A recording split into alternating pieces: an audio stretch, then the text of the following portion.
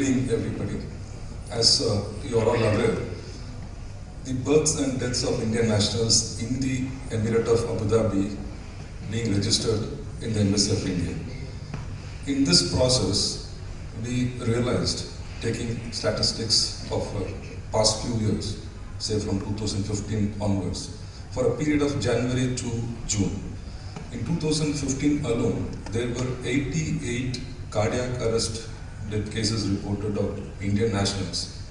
Only in the Emirate of Abu Dhabi, including Alain and Ruwais. It was 97 for the period January to June in 2016. And it went up to 102 in 2017, came down to 95 in 2018. And in this year, in the current year, from January to June, for a period of 6 months alone, I'm only talking about the Emirates of Abu Dhabi. It is 131 Indian nationals recorded dead due to cardiac arrest cases. It's usually shocking when we realized these statistics in the consular section of the embassy, brought to the notice of our ambassador. And with the approval of the ambassador, we initiated a discussion with few prominent hospitals in UAE, including the NMC, BPS Healthcare, Aster, and also Al Ahlia. And we are in the process of interacting with the schools, community organizations, hospitals, want to create an awareness about these kind of challenges. September is the month in which the World Heart Day is celebrated. So this September, we would like to involve everybody and have an effective campaign. Talking about this cardiac arrest cases, there can be many reasons. One could be stress factor, emotional stress, occupational stress. The other could be a particular pattern of lifestyle.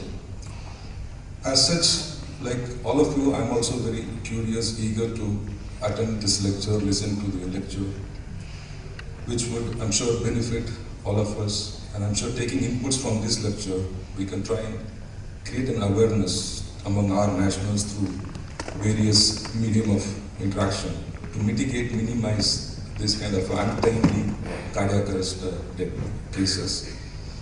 With this, I would like to thank the organizers for taking interest in this particular issue. It's a very great, relevant topic. We see from the Embassy of India how many cases are being reported. So I fully understand this is a very relevant topic.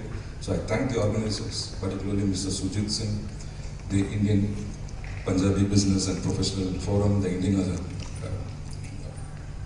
Social Center, Indian Social and Cultural Center, and other organizers. And I thank them for giving me this opportunity to be here. And with this, I wish you all the very best.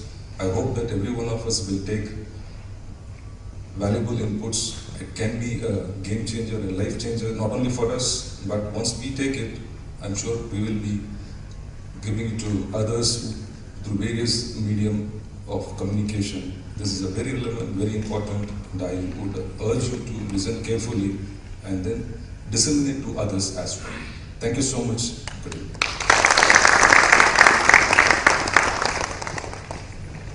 Thank you, Mr. Rajamurugan. That great note.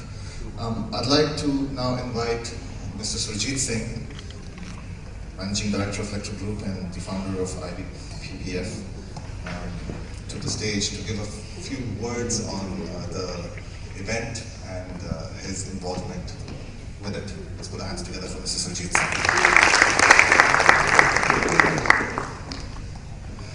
Thank you, Raji. Good evening, everybody. Respected our Chief Guest, Rajamurugan, Consul Embassy of India, IC President, B. Natarajan, Mr. Padmanabhan Paddy, Mahamir Gupta, and all distinguished guests, my colleagues, particularly from IBPPF forum, our sponsors. In very short note, I'll say two or three words. Why Dr. Biswaroop is here today? It is a divine intervention. When I was director for around 10 years till 2017 December. One day I saw one video on a group which normally we are used to delete this kind of videos. But why I said God intervention, because that I didn't delete. Instead, the topic was very interesting. Blood sugar live experiment. I was diabetic, and you can imagine some of my friends who are following almost same line which my diabetic was going to, and my mother, their foods got imputed, and I was also following the same line, so very much worried. So when I saw this video, and I found this is not just a like all normal videos which appear for money making and just another reason, I found there's a science behind it. Then I searched his other videos, like very famous video, which is how to cure diabetic type 1 and type 2 within 72 hours, reverse diabetic within 72 hours, and how to cure also is a laboratory video. When I saw that for 2.5 hour video, and I got convinced that this is a science, this is not just like a name hakim. And now was the challenge that how to start it. I contacted doctor on telephone and email, it was not reachable. Then we researched with the help of my sons, and we reached to a situation that whatever he said, what he said in all his videos is correct. What are the journals he's referring to, what are the medical science he's referring to, whatever the testimonies he's referring to, all we found were okay. And then again, the prescription was a little bit difficult, as you will be seeing it today, about DIP diet. In the first line, what he said that you have to cut all the medicines. So we can imagine I was diabetic patient with fasting sugar around 180, 190, and post-trended around 380, something 370, something crossing 400 also. And if you say HbA1c somewhere around 9, I think it was, and my BP was something in the early morning around 100, 102 to upper side 160, 150. So these were, I was taking the tablets for 8 years. Now, coming to the point, I referred this video to my doctors back from India, and they were friends also. So what they said, no, don't even give ear or eye to this kind of video, they are fraud. Just stick to your medicine, because diabetes and hypertension cannot be cured. It is a lifetime treatment with tablets or with medicines. And if there's something happen, we are here. I got discounted, but again, the question was that where to go now. Again, because my doctors were asking me to now start insulin. And I had read that insulin is like a, you can say, it will take you to even cancer, and it's like poison. So I took decision, I will stick to Dr. Biswaroop's video. And within 10 days, miracles happened. All my diabetic and my BP parameters came to normalcy. But before starting, I made all my medical tests from Abu Dhabi, those are as recorded.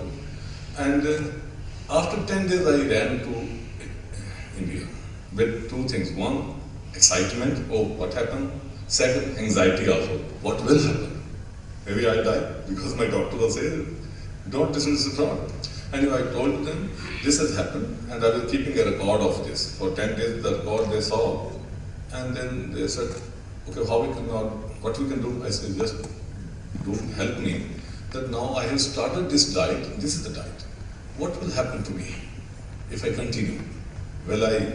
Something serious will happen, or I will go to organ improvement? They said, we don't know, but this is not our aim, but it seems you have some improvement, but this may be temporary. So I said, okay, make my all tests. They made tests which were from 18 pages. And when they saw the results, those were much better compared to my previous test which I had done from Abu Dhabi. So then I continued. And after 1 month, when I took against those all tests, we were just difference, big difference. And after 3 months, which we took again those same tests, I was almost okay. My pancreatic functions, my kidney, my liver, my heart, my weight dropped almost. In first month itself, it was around 10 kg. My friends started asking, what happened? You were sick?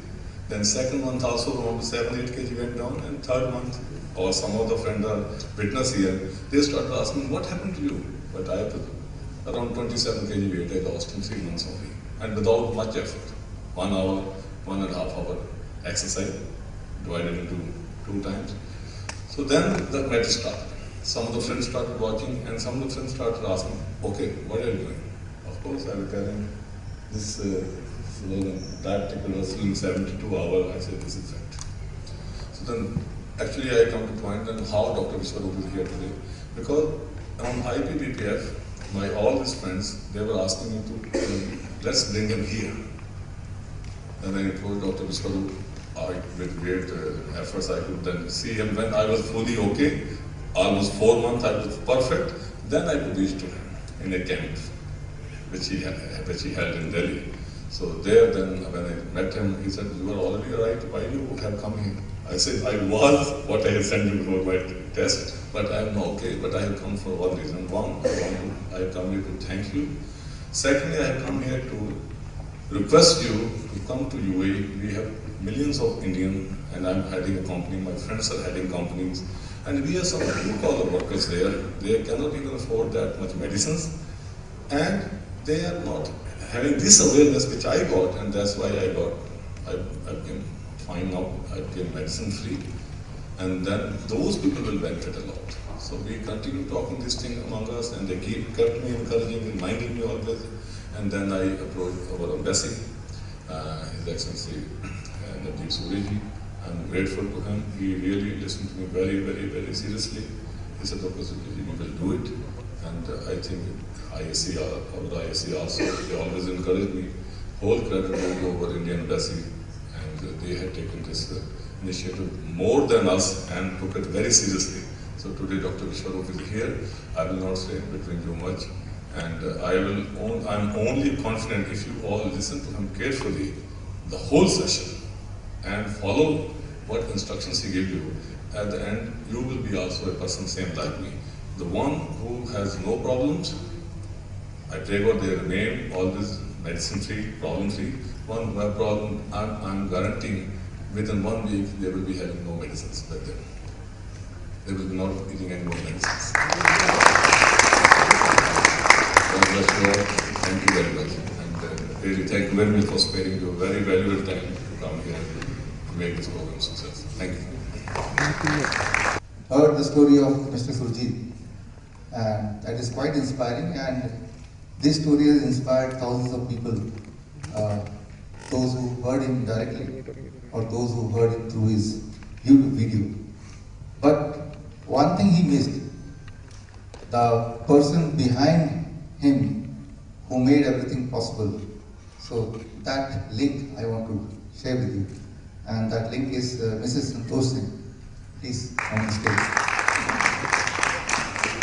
I got many opportunities to be at his home in India and yesterday also in Abu Dhabi. And the kind of food she cooks, so that DIP diet, right? Everybody will be healthy like him any day, right? The only thing is that you have to have friendship with her. Most welcome.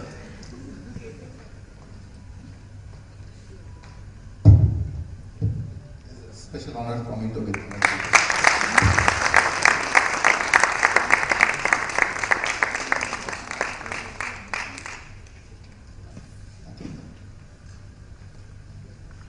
So it can be easy if you know the science, if you know the technique. I just heard the statistics of cardiac arrest in the city of Indian citizens. The important thing is, to have a heart attack is highly unnatural. Our body is not designed for that.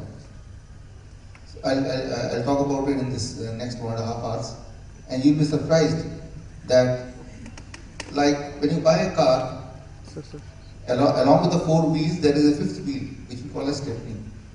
So that while we are in the journey, if something happens to any one of the wheel, if it gets punctured, you can quickly replace that with the extra wheel, and the journey will continue.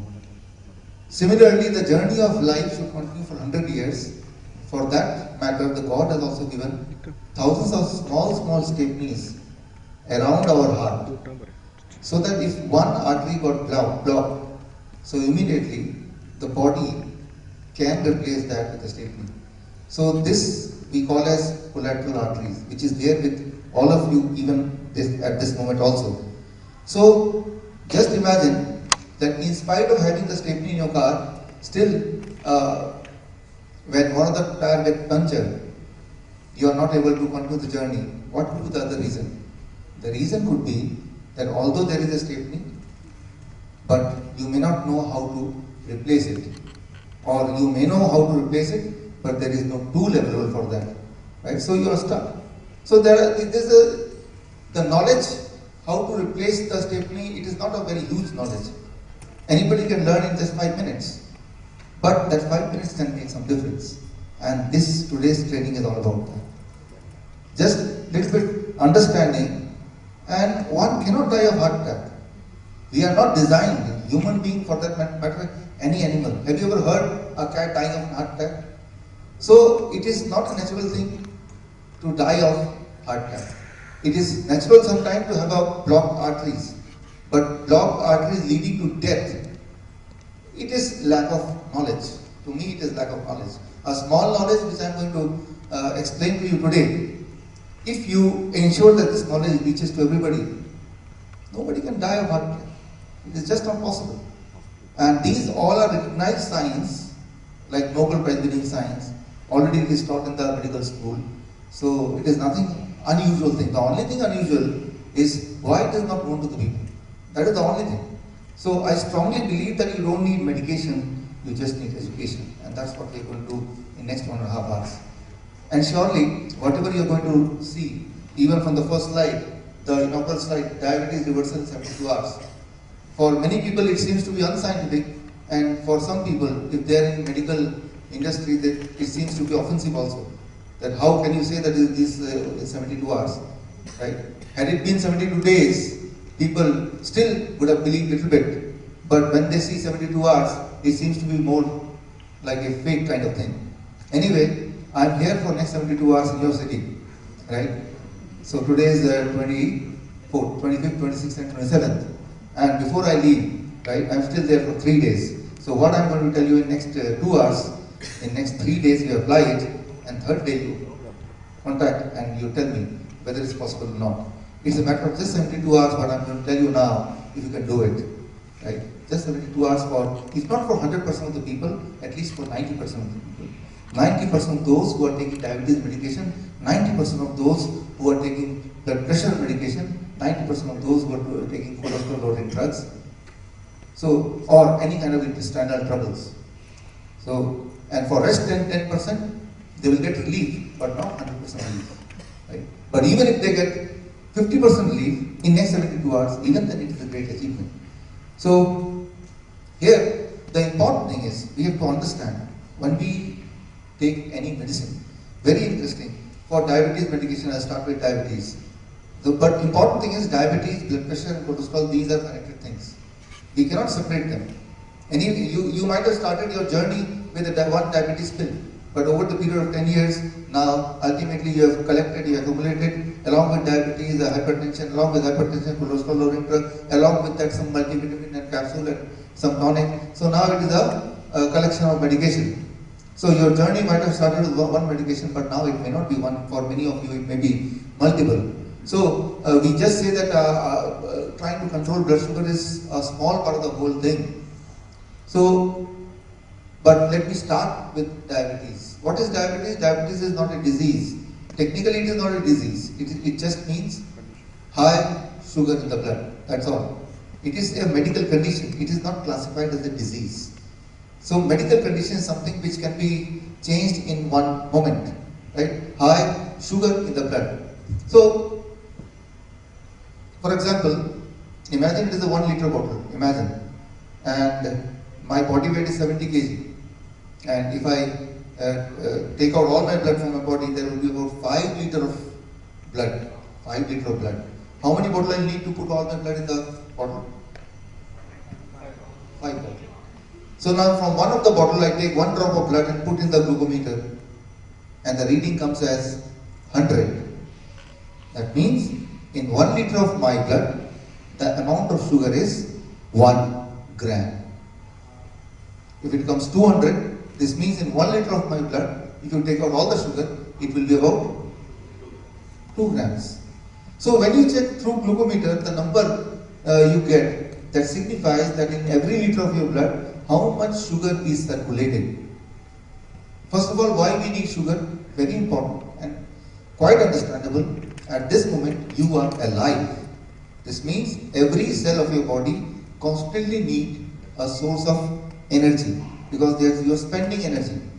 So, among all the source our body has, the primary source through which body gets energy is sugar.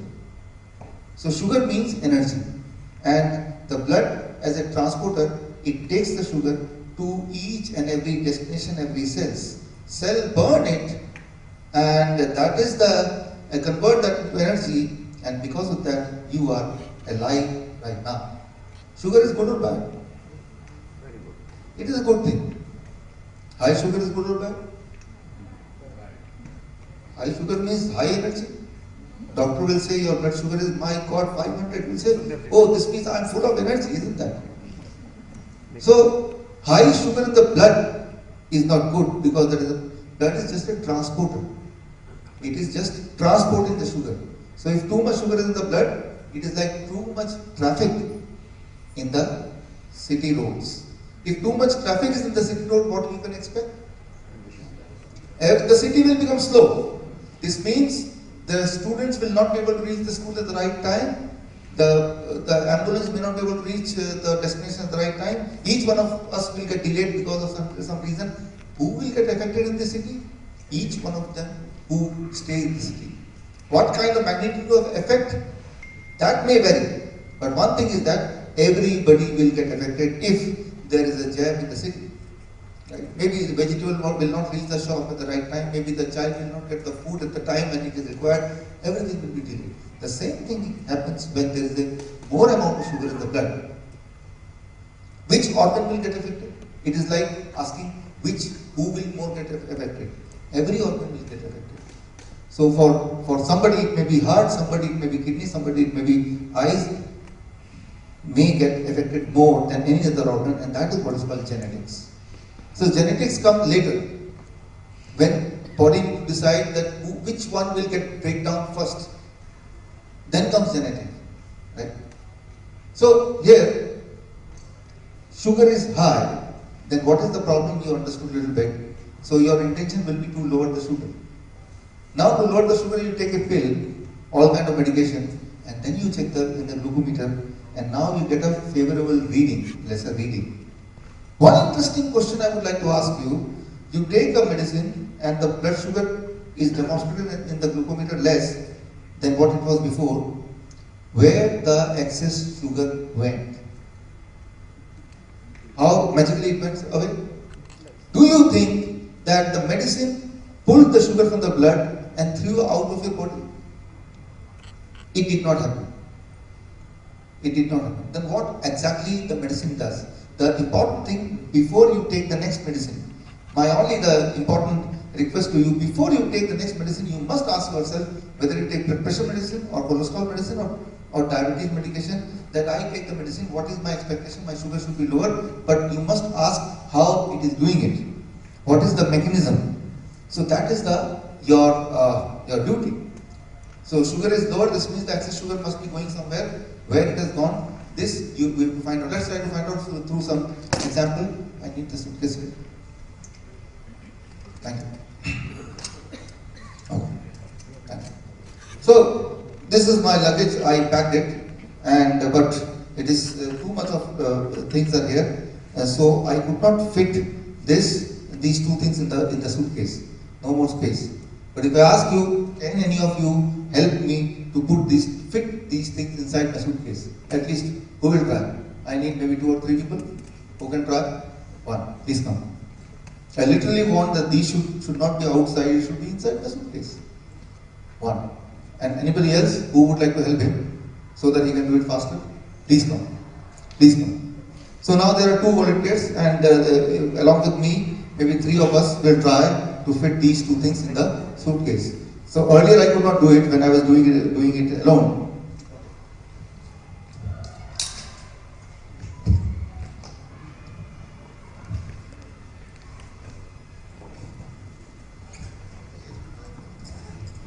Yeah.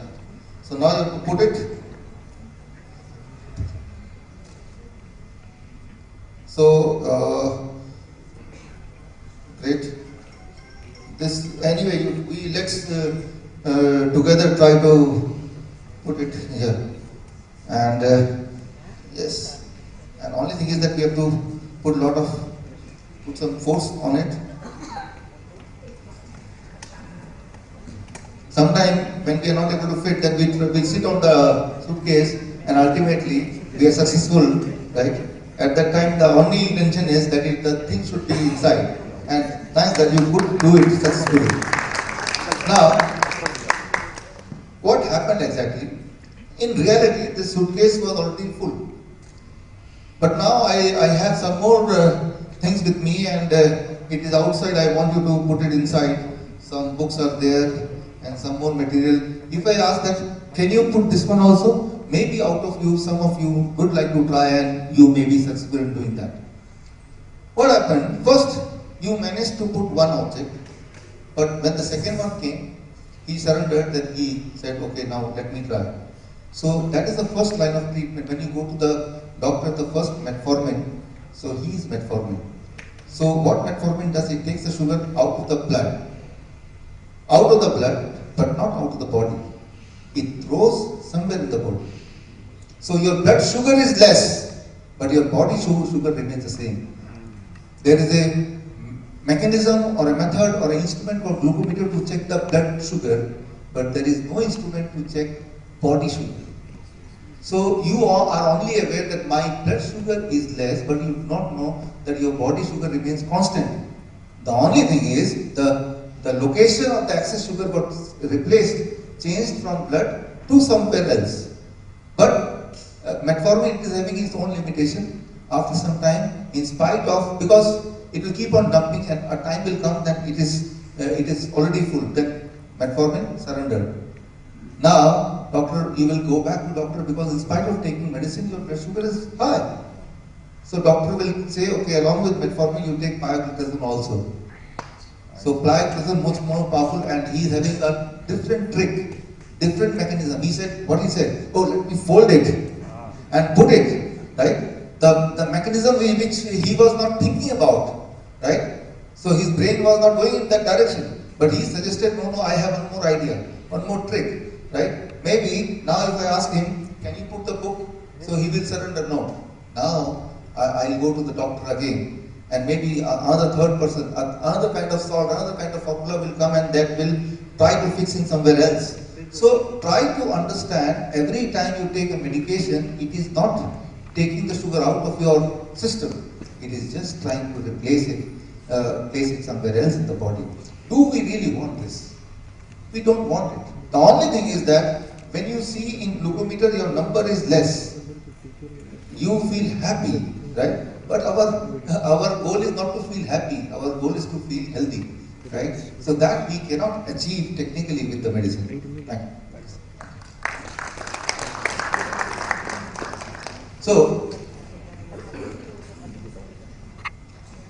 So the most important thing, that medicine cannot bring health, at least as far as diabetes medication is concerned. And a time will come, as it happened with Mr. Surjit Singh ji, that the doctor will say that all this medicine I gave, but still the blood sugar is high, now it is the time for insulin.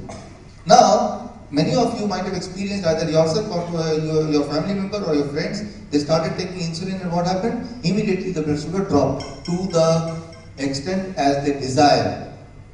Do you know what the insulin does when you take insulin?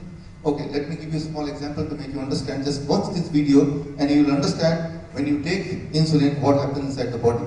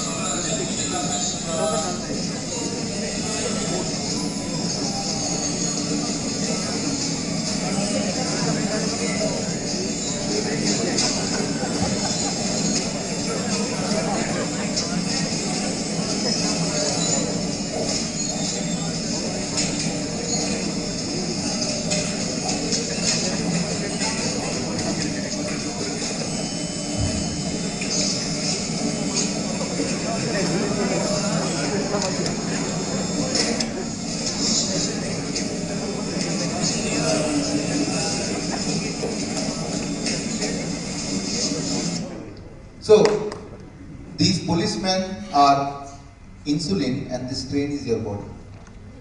So every time you take insulin, it's something like this which happens to your body. Just imagine if you happen to be in this kind of train, maybe for 1 or 2 hours you can survive. But if you have to live in this kind of situation, in this kind of suffocation for some days, what will happen?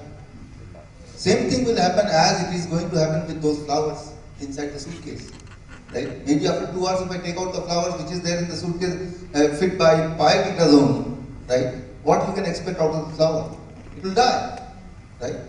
So many times the doctor says you go to any hospital, the doctor, the sister, the nurse is trying to convince the family member of the patients. We are very sorry the patient died, but the good thing is his blood sugar is still normal. So trying to understand that what is our goal? Our goal is not to control the blood sugar at all, our goal is to bring back the health. Right? And that cannot be achieved by taking medication. Because medication do not decrease the body sugar. It may decrease the blood sugar. Now, one important question could be at this point of time that if that is so, then why these medicines are being prescribed? Right? So I'll come to this question in next 1 minute, but before that I'll like to tell you, it is not just a story of blood sugar medication. It is a story of all kind of medication. All kind of medication, if you just try to focus on the mechanism they are using to help you to give the desirable parameter, then you will know that it is killing you slowly. I'll give you one example to make you understand. So, if I talk of blood pressure, you tell me which one seems to be correct. High blood pressure leads to heart disease or risk of brain stroke, or risk of brain stroke and heart disease leads to high blood pressure. Which one seems to be correct? First or second? First. If you happen to go to a doctor and they discover that you have a high blood pressure, they will say you have high blood pressure, so you have a risk of heart attack. You have a risk of dying of brain stroke, isn't it? It is very commonly heard thing. So, keeping aside that knowledge which we have gathered over the period of time, mostly by hearing from the doctors and people around, let's take a fresh look to this idea of high blood pressure, how it happens. So, for that I'll give you a small example. Imagine it is a pipe, not a pen. Imagine it is a pipe, a flexible pipe. I fit the pipe on a tap, water tap. I switch on the tap, the water will flow. Water pressure. If I squeeze the pipe from in between, the water pressure should increase or decrease? Increase. Lesser is the diameter of the pipe, more is the water pressure. Now imagine it is not a water pipe, it is a blood pipe. It is the arteries. Blood is flowing. And what is happening because of the kind of lifestyle we are leading, inside there is a blockage. Right?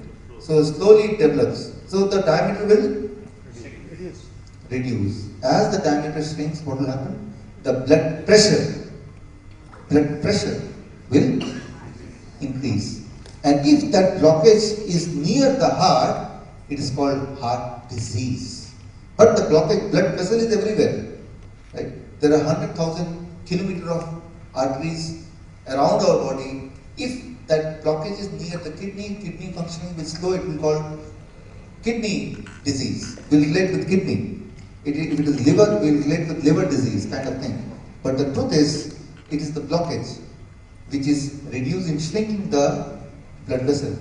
So the blockage is causing high blood pressure, and blockage itself is heart disease. When you take the medicine, the kind of medicine which you take to control the blood pressure, do you think the medicine is eliminating the blockage leading to again normalizing the blood pressure? Answer is no. Medicine cannot do anything to eliminate or reduce or control the blockage.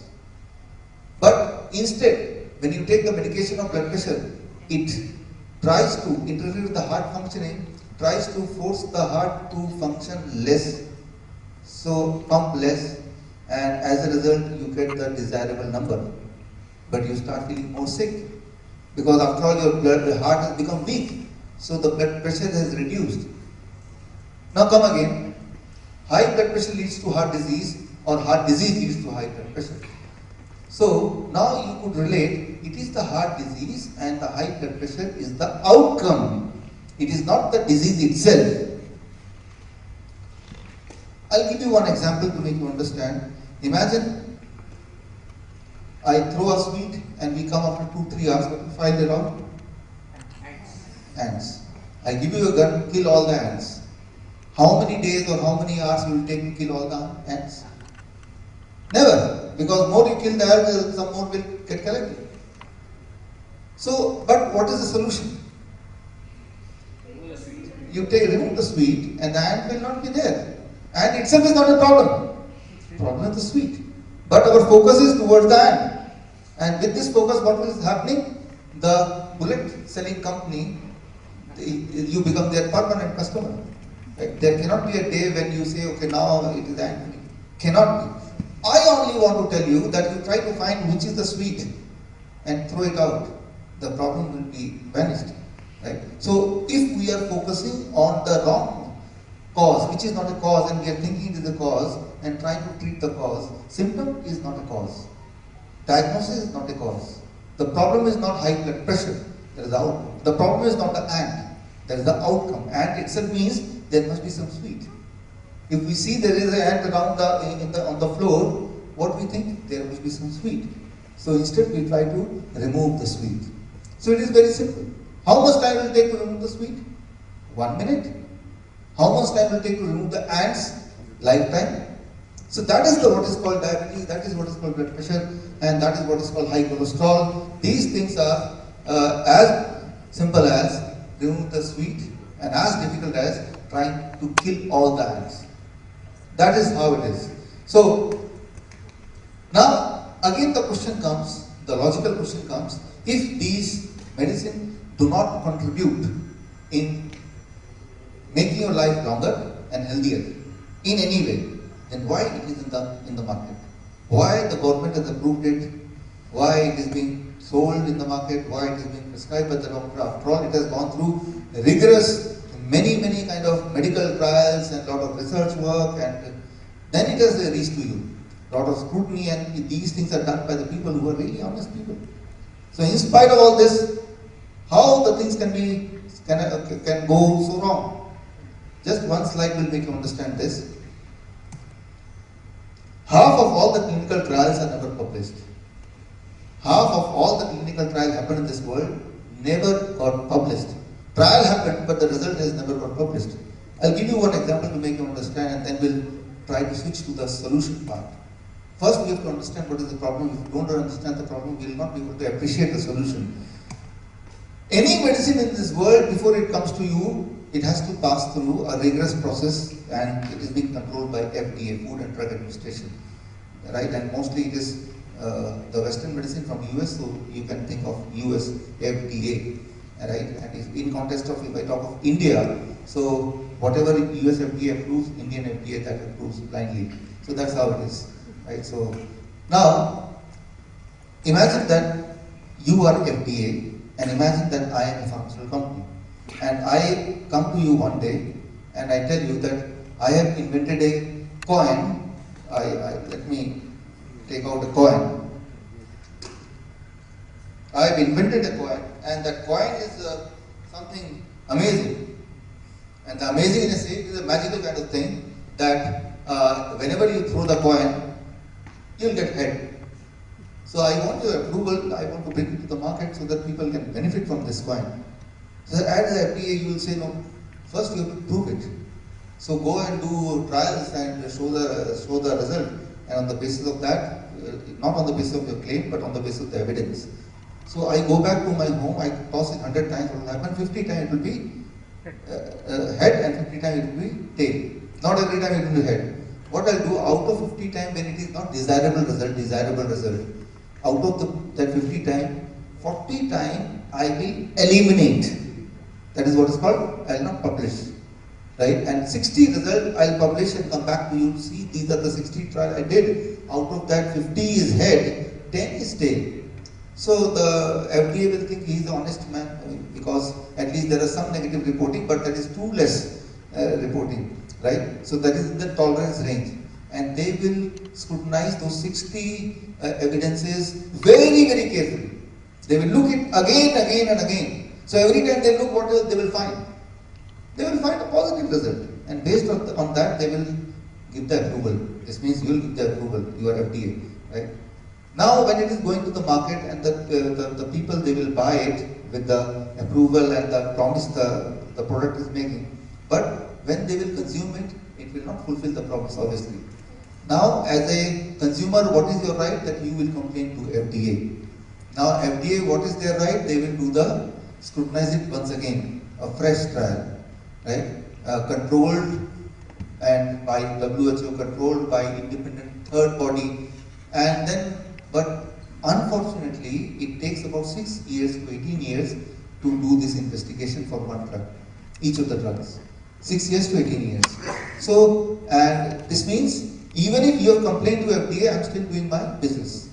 And maybe on average after 12 years, FDA will conclude that this medicine is not good and I have lied to the FDA. So FDA will ban and FDA will fine me some money. But by that time, I have already earned 10 times more money than what I have to give as a fine. And I'm already prepared. I know that after these many years, I'll be caught, but I'm ready with the fine money. And that is not the story of one medicine. That is the story of 50% of the medicine. You see, if you see the life cycle of any medicine, within 10 to 15 years or maybe 20 years, it is banned finally. Because of, and many of the diabetes medication, right, which you are taking, even now, are banned in the developed countries. Right? Many of the diabetes medication. I'll come in between, I will tell you. Right? So those which are no more sold in developed country, but they push it in the developing countries. Right? So that is the reality of the medical trials. And if you want to do the research and if you want to know detail about it, detailed story. These are not my cooked story. These are all already there in the mainstream. Now in last 4 years, these are being discovered, right? Only last 4 years. So British Medical Journal, the #1 journal of the world, you know, they, as a sense of responsibility, along with some more organization like that, they started something called alltrials.net. Alltrials.net, and they decided to expose one drug per week, right? Those who did this, and they are 50% of them. This means in this presently, if there are 1,000 medicine in a shop, 50% of the medicine are the one, those who lied, and that's why they are in the shop. 50%, and that is not my estimation, it is already mainstream report, and you can access that report, which is official, right, through alltrials.net. And because the effort of alltrials.net, what is happening? Slowly and gradually, every week, one or the other drug is getting banned by FDA. But by that time, millions of people already consumed and thousands of them already died because of, not of the disease, but because of the side effect of the medicine, right? So here is the truth, that in spite of the medicine will never work, still they are in the market because till now, the drug company, they used to use these kind of tactics, which I just gave an example, and these all examples, right, I've taken, if you go in detail, you will understand it. I want to tell you one thing, that especially of high blood pressure. High blood pressure cannot be a problem at all. For example, I'm standing in front of you and suddenly I see a snake, what will happen? I'll just jump, right? I'll just jump and I'll be alert, I'll try to protect myself, I may run. At this time, if you check my blood pressure, what it could be? 200 by 100, 250 by 150. So am I a high blood pressure patient? Certainly not, you know it, right? So a zebra in the jungle, when it senses that there may be a danger, a tiger, what happens? The blood pressure increases, the heartbeat increases, the pulse rate increases. He could see more clearly, he could hear more clearly, he is more alert, he is ready to fight or flight. So when your blood pressure is higher, your body prepares for some expected or unexpected emergency situation. Right? So it is a protective mechanism given by the God since the time we used to live in a jungle. Right? So the moment you enter the hospital, you look at the doctor. Right? The moment you look at the doctor, your blood pressure increases. Right? So older is the doctor, more is the blood pressure. More expensive is the hospital, the higher is the blood pressure. More famous and more number of degrees the doctor is having, which you have read already outside, your blood pressure is too much. And now when the doctor checks your blood pressure, the doctor will say, look, your blood pressure is so high, and he is right. But who is responsible? The doctor is responsible. Right? And this is known as white coat syndrome. It is called white coat syndrome. The moment you look at white coat, the blood pressure increases.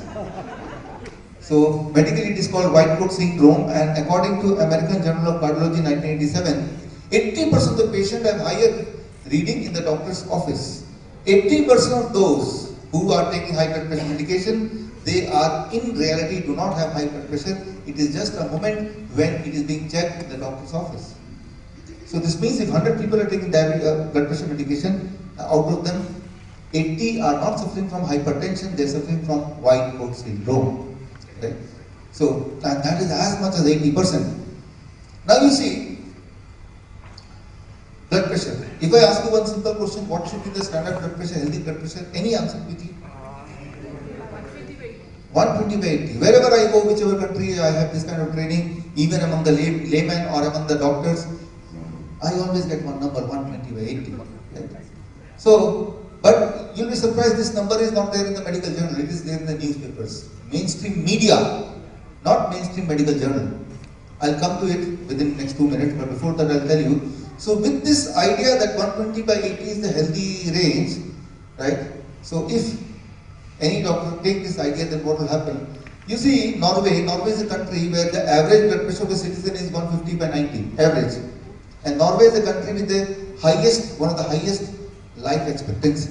People normally live till 80 years. Now if a doctor from here goes to Norway and he checks the blood pressure of the average citizen, what will he say? My God, everybody is going to die of heart attack. We must reduce their blood pressure immediately. Right? And this is not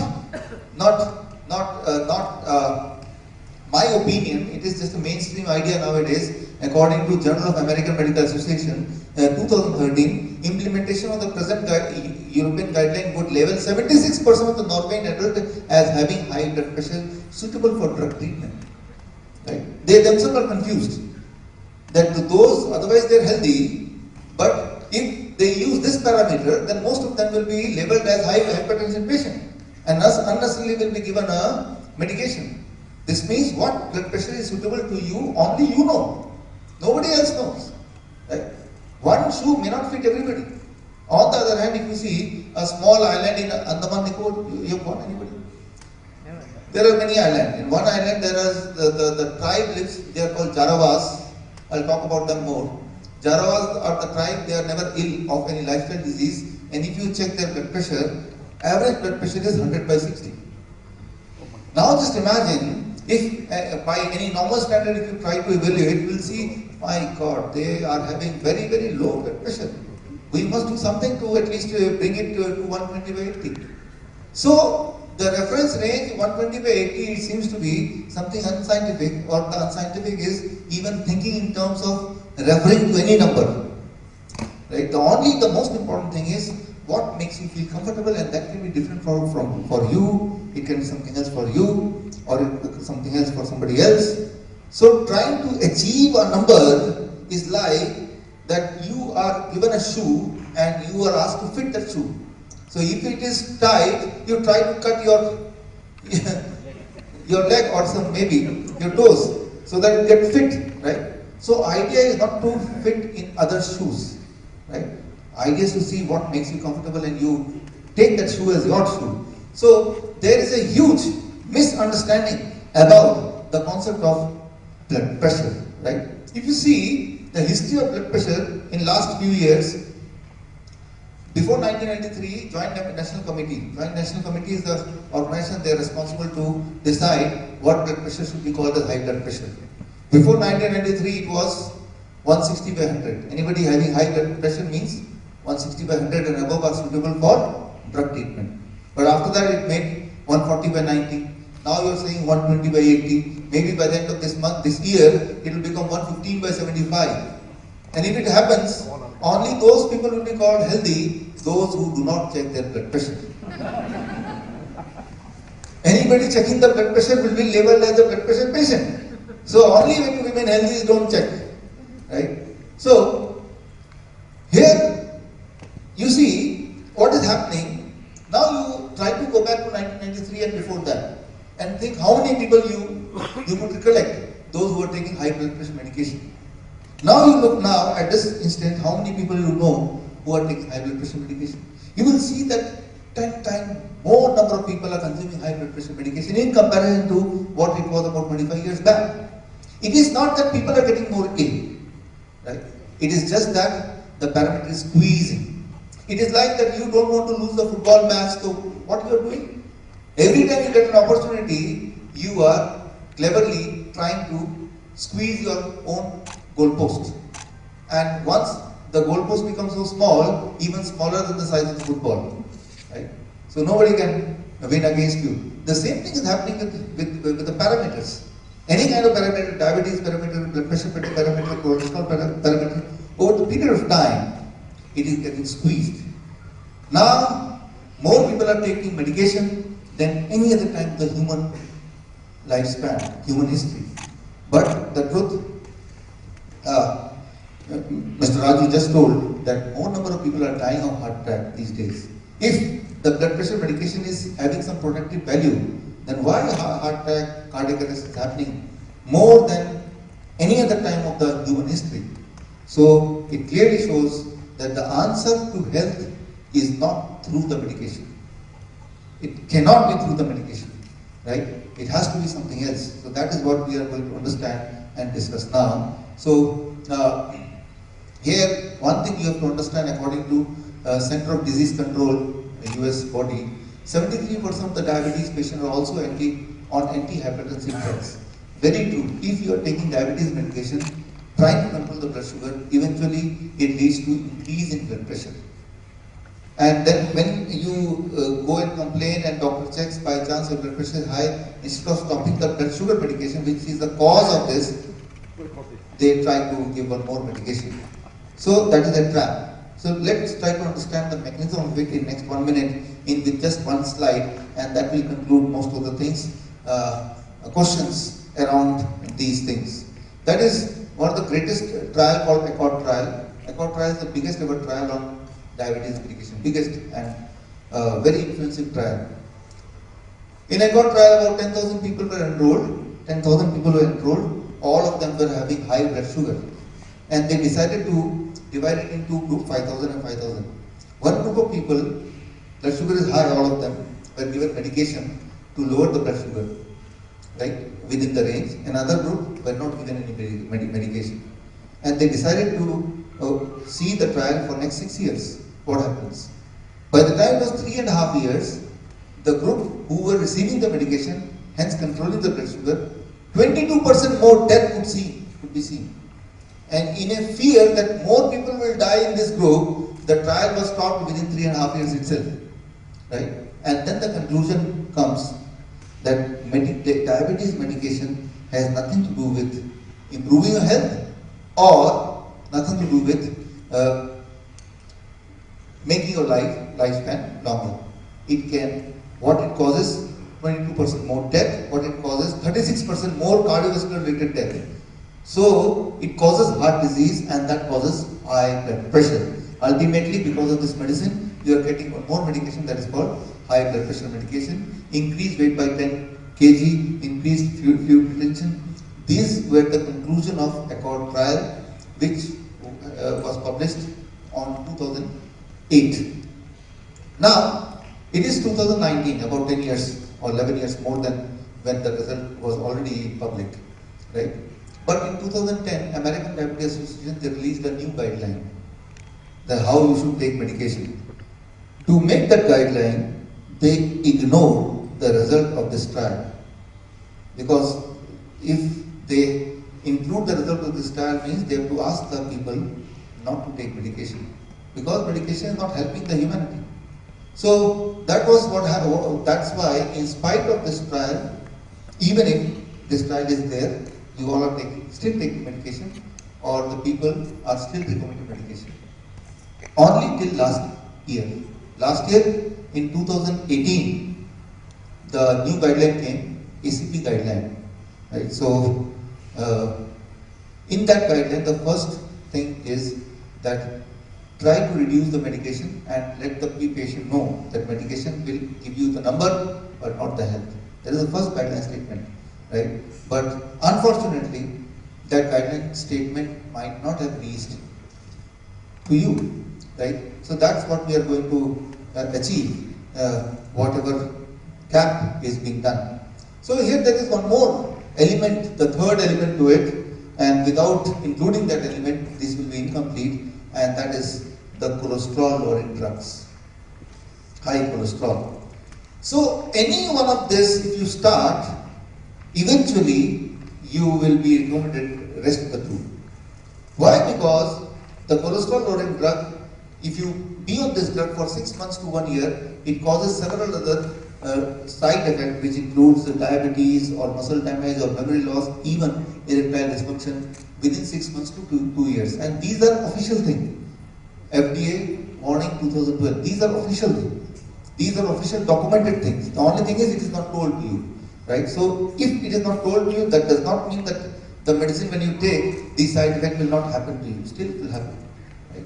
You do not know, you are ignorant, but that will having nothing to do, right, when you are consuming the medicine. So when you are consuming cholesterol lowering drug, be ready, be prepared that you are yourself causing your body a diabetic patient.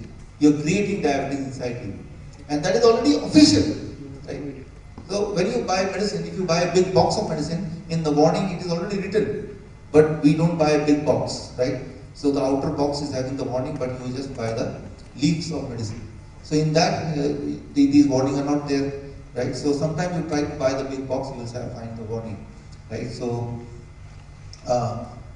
now, one more shocking thing I will tell you, that when you say cholesterol lowering drug, you should be aware in this world there is no medicine which can reduce your cholesterol. There is no medicine which can reduce your cholesterol. But then you will say, doctor has given me cholesterol lowering drug. I will ask you, what is that medicine name? You will read, it is called atorvastatin, some statin, right? But I will ask you, statin, you check in the Google, what is the scientific name? Check on the internet, check anywhere, check to the doctor, ask him, your cholesterol, you are saying it is cholesterol lowering drug, can you give me the scientific name? The scientific name of cholesterol lowering drug, it is called HMG coenzyme inhibitor. The scientific name is not cholesterol inhibitor. Inhibitor means stopping to build that chemical, right? It is called HMG coenzyme inhibitor. The statin which you are taking is not cholesterol lowering drug. Scientific name is HMG coenzyme inhibitor, right? So it is something else. So what happens here? It is something which you must know if you are on this drug or if you are on any drugs. What happens? HMG coenzyme is the kind of chemical which your body produces, and this chemical produces one more path called mevalonate pathways, and against this pathways, body produces several kind of chemical including cholesterol, and each of the chemical is having its role in your body. I'll give you one example only to make you understand the whole concept, and then we'll move to the most important part. And for example, in our whole body, all the muscles, when you use for a certain period, they get tired, leg muscle, arms. One muscle which never get tired, which is that muscle? Heart. Even tongue get tired if you keep on speaking. Heart. There may be some exception, but still, right? Heart. Since you are born, it has never stopped, but still it is not getting tired. You never give a rest. Do you want to give a rest to the heart muscles? You have been working since childhood. Why don't we take few minutes rest? You'll be on permanent rest. You know that. So you'll not do it. You'll not dare to do it. Why the heart muscle never rest? Why you do not need rest? Because of one contribution of one chemical that is called CoQ10. Right? But this is produced by mevalonate pathway, and this is the initiation of HMG coenzyme. So similarly, each of the chemical is contributing towards certain kind of activity, including one chemical is protecting you from cancer, the other chemical is giving you immunity, the third chemical is signaling system controlling the heart functioning. So, and one chemical, cholesterol, which is the most important chemical when any new body cell is produced. Every day thousands of our cells are dying and thousands of new cells are producing. The outer layer of the cells is made up of cholesterol. So each one of the chemical is formed, is doing certain activity for the body, and it is being initiated by HMG coenzyme. But what you do in the morning or in the afternoon, you take a statin, cholesterol, so-called cholesterol lowering drug, and it works here. It does not reduce cholesterol here. it blocks the production of HMG coenzyme. Since it is blocking it, obviously now when you check your cholesterol level, it should reduce, right? But along with the reduction of cholesterol level, what else will happen? The rest of the chemical will also get reduced, including CoQ10.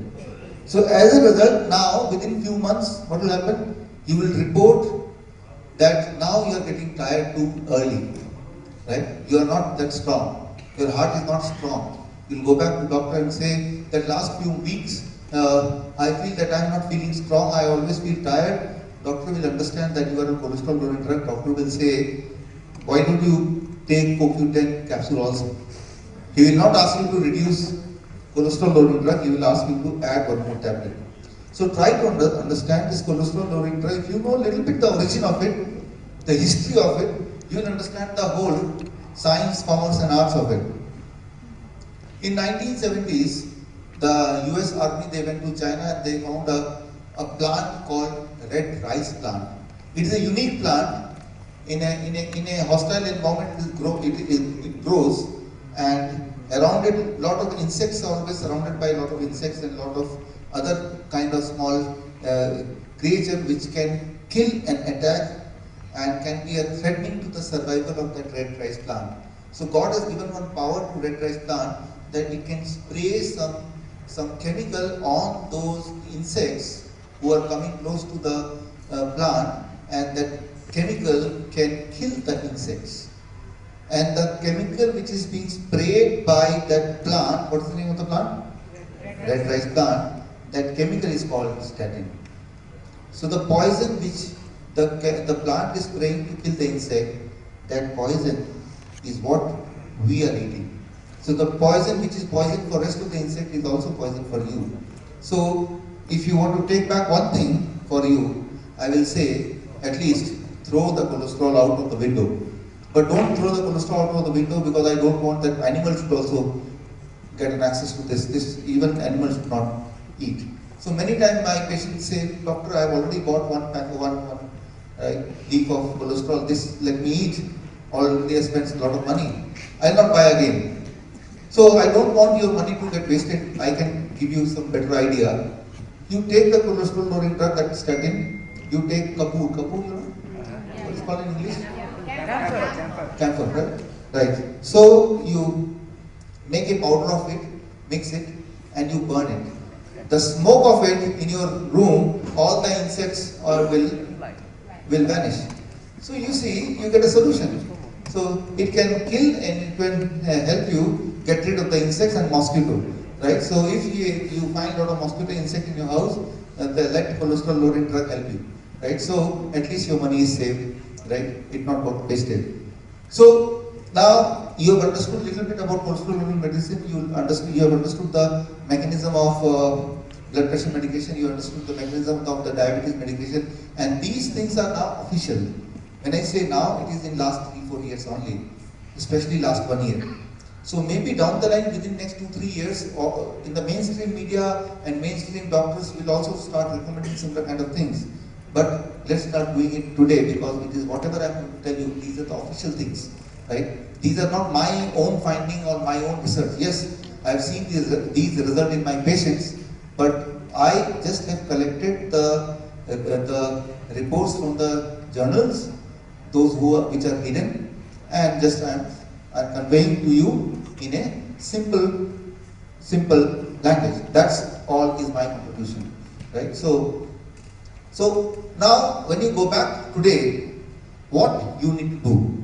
If you are on any of these drugs, then what I expect you to do when you go back home today. So here, one interesting slide I'll tell you. You see, have you seen this movie? Pa. This is called Pa, right? So here the son was looking older than the father. That was told, right? So because the son was suffering from an illness called Hutchinson-Gilford progeria. And what is this illness? In simple language, this illness means a child who is born without the ability of forming this chain, right? So if it happens, which happens in 1 million or 2 million children, right? The unfortunate child is born without the ability, body's ability to produce this mevalonate pathway, so they grow older by 10 times faster. At the age of 8 years, they look like 80 years. Right? So just imagine God has given us something wonderful, and what we are doing, we are trying to kill it, right? We are trying to reduce it, and one thing happens definitely to all those people who are taking cholesterol-lowering drugs, they start growing older. Right? They start becoming older very, very quickly. Their heart starts pumping less. Right? So their skin, right, it looks like the old man's skin. So all those transformation could be seen in those people who are regularly on cholesterol-lowering drugs. And these things are all official things, right? So now, having understood these signs, what is your responsibility? The only thing I want to tell you that you have to be your own doctor. You have to take an initiative like Sanjeev, little bit, right? People say that, okay, it will be risky, but I say that not doing can be more risky. So from tomorrow morning, I want you to do something. So for the patient, what I am going to tell you now is applicable for these patients. If you are a diabetes patient for less than 10 years, if you are non-insulin dependent, if you don't have any kidney disease, if you never had an angioplasty or bypass surgery, no heart attack or brain stroke, so if you satisfy all these conditions, then what I am going to tell you now, you try to implement from tomorrow. But if you don't satisfy this condition, then I will tell you something else, right? But for that, you have to wait for a few more minutes. So if you satisfy these conditions, this means you are a diabetic patient but less than 10 years, right? Maybe you are taking blood pressure medication but never had a bypass surgery, or never had a heart attack, or it is not a kidney disease, right? You are not taking insulin. Then you take what I call as 3 days diagnostic challenge. 3 days diagnostic challenge. It is very simple, and the name of the challenge is 250. 3 days diagnostic challenge, and it is called 250. What it means, very simple, for next 3 days of your life, stop taking diabetes medication, blood pressure medication, and cholesterol lowering drug. Not even for 3 days, only for 24 hours. First, for 24 hours. 24 hours, stop taking these medications, right? So, if you satisfy all these conditions, as I just told you, so surely, for stopping for 24 hours does not mean anything to the body. Why? Because even if you are not taking medication, still there is a lot of medicine circulating in the blood which you have been taking for last several years. Get the point? Your body has not flushed all the medicine; it is still running in the body. So even if you stop when you stop the medicine for 1 day, but body is full of medicine, so it doesn't make much difference, right? So don't get scared or frightened that if I don't take medicine for 1 day, what will happen to me? Your body is already having storehouse of medicine because you have been taking it for long, right? Stopping 1 day will not mean anything to the body, right? Will mean very minor. So number one, right? But that is not nothing, right? Even from your point of view, nothing significant which can be scary or which can lead to some emergency, right? So, but after 1 day, every day for 3 days you have to take a diagnostic 250 challenge. So here, I've seen two kind of audience. One, like Sujit ji, they take an initiative to it. One, little different, want to be safer. They go to the doctor. Doctor, today I went to a seminar and there the speaker was saying, first you stop for medicine for 1 day, then he says, okay, ultimately for 3 days. So before I do it, only for 1 or 2 days or maybe 3 days, but I want to take your permission. Can I do it? What do you think will be his response? If something happens, I am not responsible, only you are responsible. This is a universal statement all across the world, right? Then what should be your response? Let me tell you, right? Help you with that. You can tell the doctor, okay doctor, I agree with you, I will not stop the medicine, but if now something happens, will you be responsible? So what do you think will be his answer? Certainly not, right? So only one person in the world is responsible, and that is you. Right? So your doctor can never be responsible. He has never taken the responsibility. Right? A lot of things happens to you in spite of taking medicine which is recommended by a doctor, but still what is happening? He increases the medicine. That's all. So come out of that illusion that somebody else is responsible. Nobody else is responsible. It is your life, it is your duty It is your responsibility. If it is your responsibility, then you have to educate yourself a little bit, right? At least the kind of education which can help take your journey further. So here you have to be your own decision maker rather than putting this responsibility on doctor or somebody else. But I can tell you with my experience that nothing will happen, right? If you stop the medicine for one day, 24 hours, because your body is full of medicine already. And I can tell you that medicine which you take today, the body takes at least 1 month, 2 months, 3 months time to eliminate it 100%. And in many cases, it can never eliminate 100% in your whole life. So that is altogether a different subject. Sometime else I will tell you. So medicine which you are taking now, right, it takes a lot of time for the body, right, to eliminate it. So when you don't take medicine the first day, still your body there is circulating medicine is there. So need not to worry. But on the first day, that is tomorrow, right, you have to do challenge 250. What is challenge 250? Very interesting and very scientific. Check your blood pressure, maybe in the evening, and add your systolic and diastolic, top and bottom.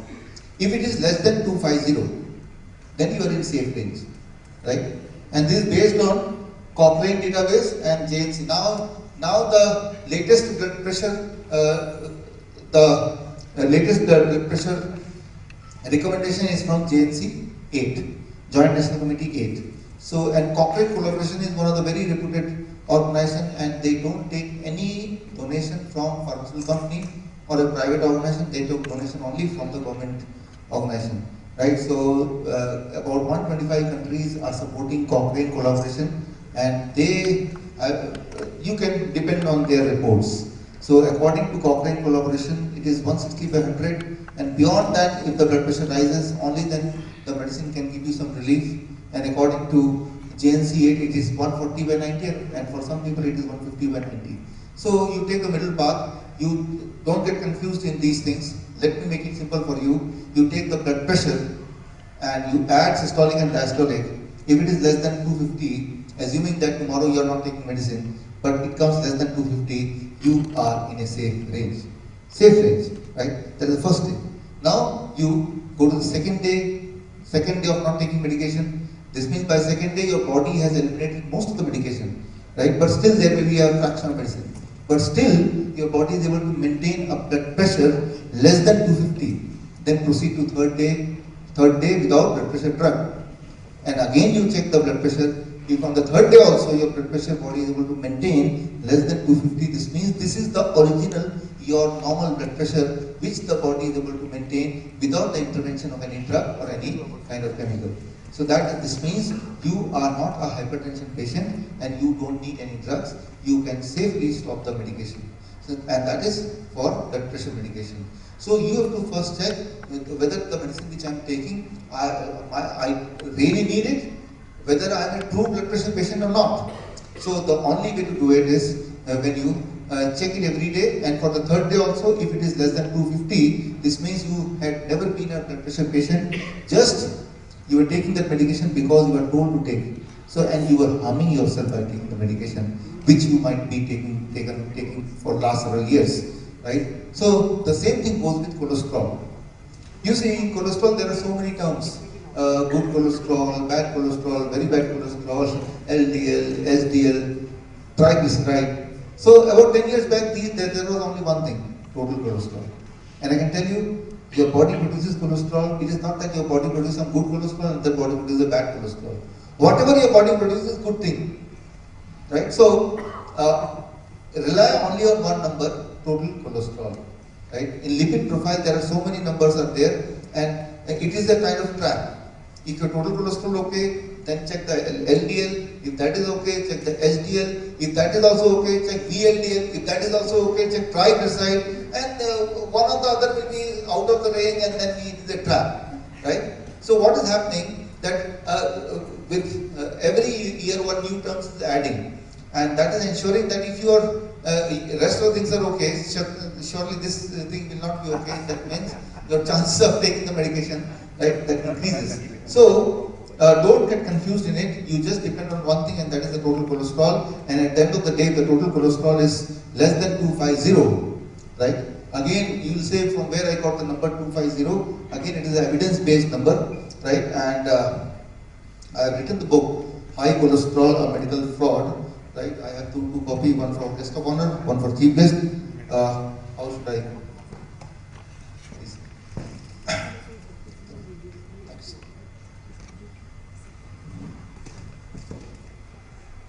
Right. So, and for rest of you, at the end of this, I will give you a link. And if you go to the link, you will get free ebook, right? So, it is a very thin book, as you have seen, and it will take half an hour for you to read, and then you will understand that how I got 250. It is all evidence based. If total cholesterol on third day, need not to check every day. On third day, you can check total cholesterol. It comes less than 250 without the intervention of medicine. This means shortly you don't need cholesterol or drug also. Safety, you can stop it. Now comes the blood sugar, diabetes. For 3 days you stop the blood sugar medication, but you do the test all the 3 days. Tomorrow, assuming you are not taking the medicine, but tomorrow you check the fasting blood sugar, you check the post blood sugar before going to sleep. Assuming that the last thing you ate should be at least 2 hours before going to sleep. This means you finish your dinner by 8 p.m., you will sleep at 10. Before going to sleep, you check the blood sugar, fasting blood sugar check, you add and divide by 2. If it comes less than 250 mg per deciliter, first day, then do it second day, then third day, and consistently if it is coming less than this means you don't need the blood sugar medication also. This is in line with the latest recommendation which was released last year, ACP guideline. The ACP guideline, at the end of this training, I have a physical copy of in the plain language summary of that. Before you leave this hall, you can carry one copy of that so that you can read and understand and convince yourself, and maybe you can convince your doctor also, right? Because they believe in references. Without reference, they think it is unscientific. So I want to pack you with a lot of references also, so that when you show the references, at least they will be in line with what you are saying, and then maybe, because many of you may not want to go right against your doctors, so you want to take them along. But to take them along, you have to show them the evidences. So before you leave this hall, you can take a physical copy of it, right, which is the authorized ACP, which is a bigger body than ADA, right? In India, Indian Medical Association, they follow ADA, American Diabetes Association, but ACP, American College of Physicians, that is a much bigger body, an older body, right? And they are more authoritative. And it is their guideline which was released in last year, 6 March 2018. So, 70% of you who are taking medication, 70% of you will pass in all the 3 numbers. This means 70% of you after next 3 days you will never need a medication, because all these parameters will be less than 250.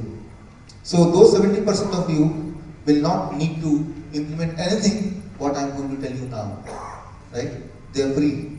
But 30% of you may have higher number than 250, maybe higher blood pressure more than 250, blood sugar more than 250, and blood cholesterol also more than 250.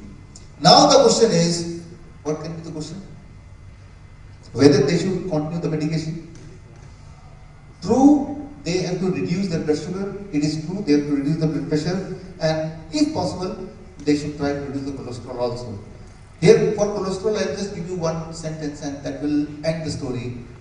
That is, don't eat cholesterol, and your cholesterol can never go high. Don't eat cholesterol. Now, what questions will come? How to know which food is having cholesterol? The answer is very simple. God has given the power to produce cholesterol only to animals. So, if you eat animal, you are eating cholesterol. So, before you eat anything, you ask yourself, is it animal? Oh, animal. Don't eat. Your cholesterol can never be high enough to cause any problem, right? So, for example, you are drinking 1 glass of milk. Is it from plant or animal? Animal. So, there is cholesterol. Cashew nuts, right? So, before you eat, oh, it must be having cholesterol. But ask yourself, is it from plant or animal? Plant, no cholesterol. You are plant or animal? You are animal, so your body is producing cholesterol. So, a simple logic.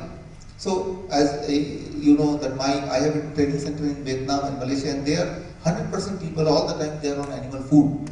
If I ask them that don't eat animal, they will not listen to me anymore, right? So I have to negotiate with them. Then I change my tone, eat less animal. Then I change my tone like this, okay, then I try to negotiate. Try to eat animal with less cholesterol. So then they will ask me, how to know which animal is having less cholesterol? My answer is very simple. Animal with less legs are having less cholesterol. Right? Pork, beef, goat, 4 legs. Very dangerous. Too much cholesterol. Chicken only 2 legs. Little cholesterol.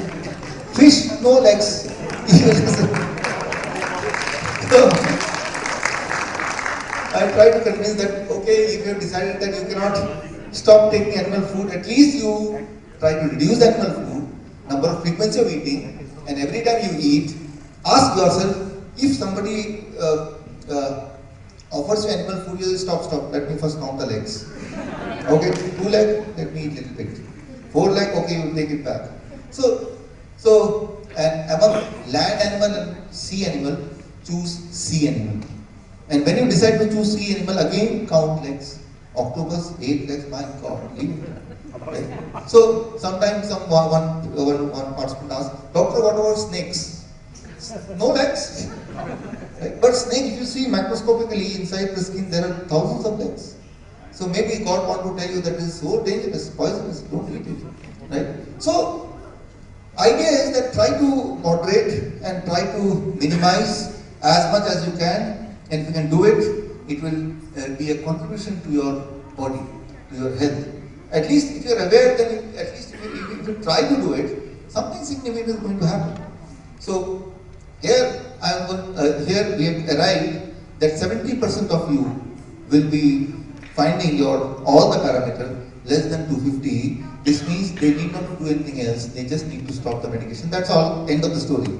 Because their parameters are within range without the medication, which is called a safe range. So why to bother about reducing it anymore or taking medication? Now 30% of you will have numbers demonstrating more than 250. The question is what they should do.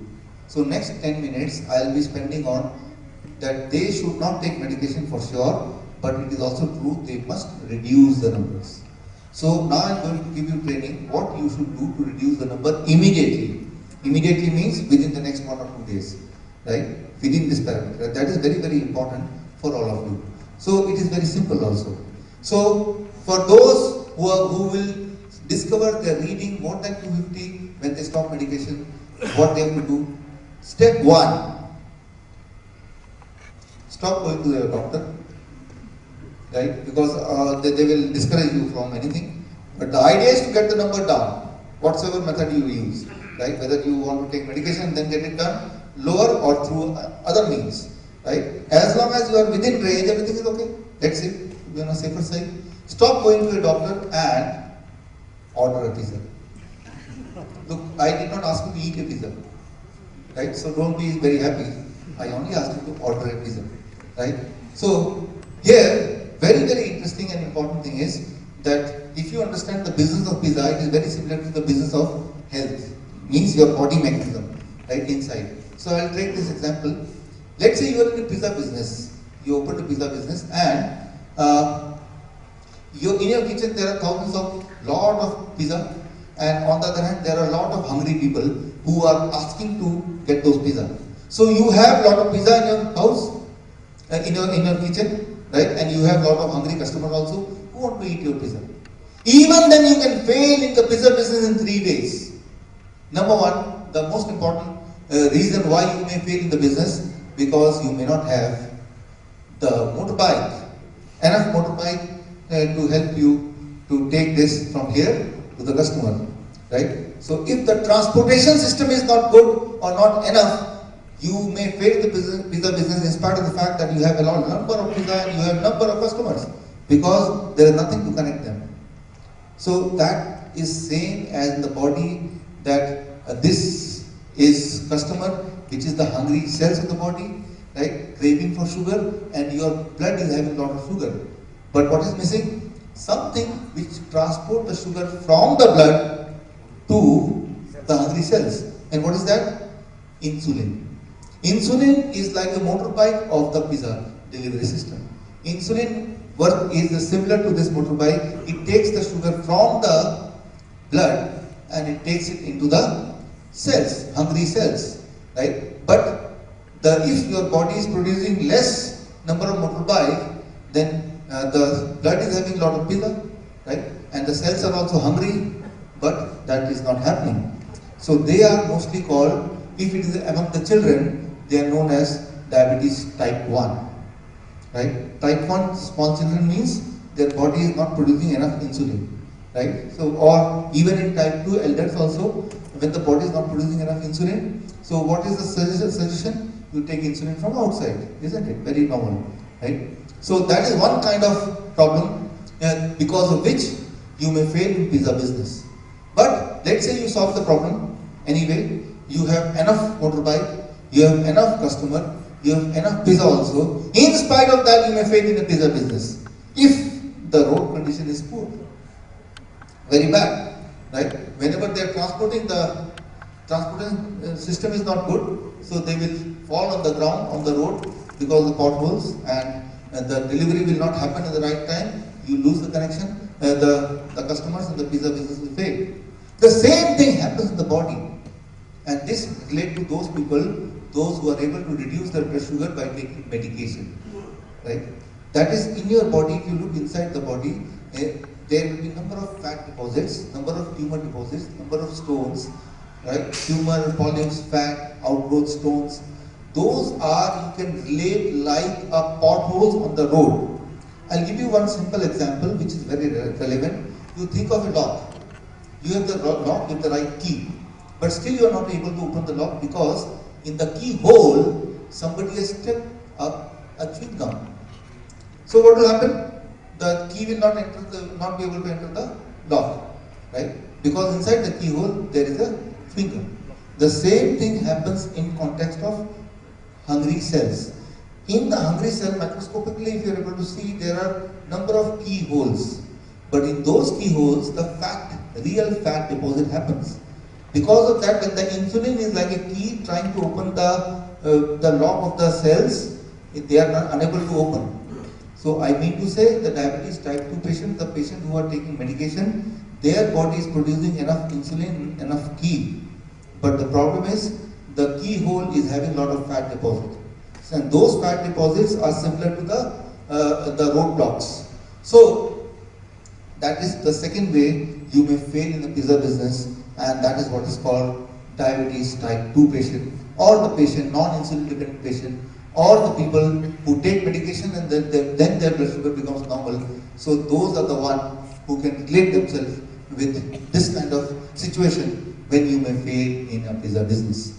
Now, before I give you the solution, what you must do once you go back home to bring it to normal, imagine a third way you may fail in the pizza business, and that is you have a good road, you have a motorbike, enough customer, and enough pizza.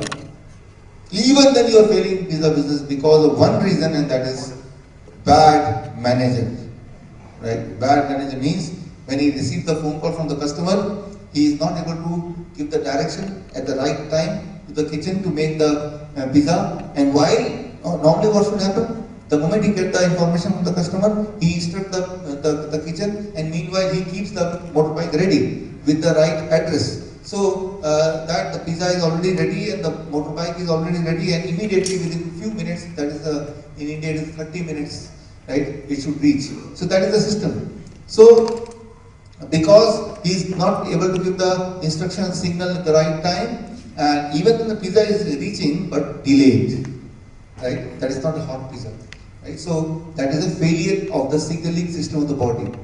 In context of body, the moment you think of a food, I am feeling hungry, this very thought triggers, the brain triggers the pancreas to produce insulin.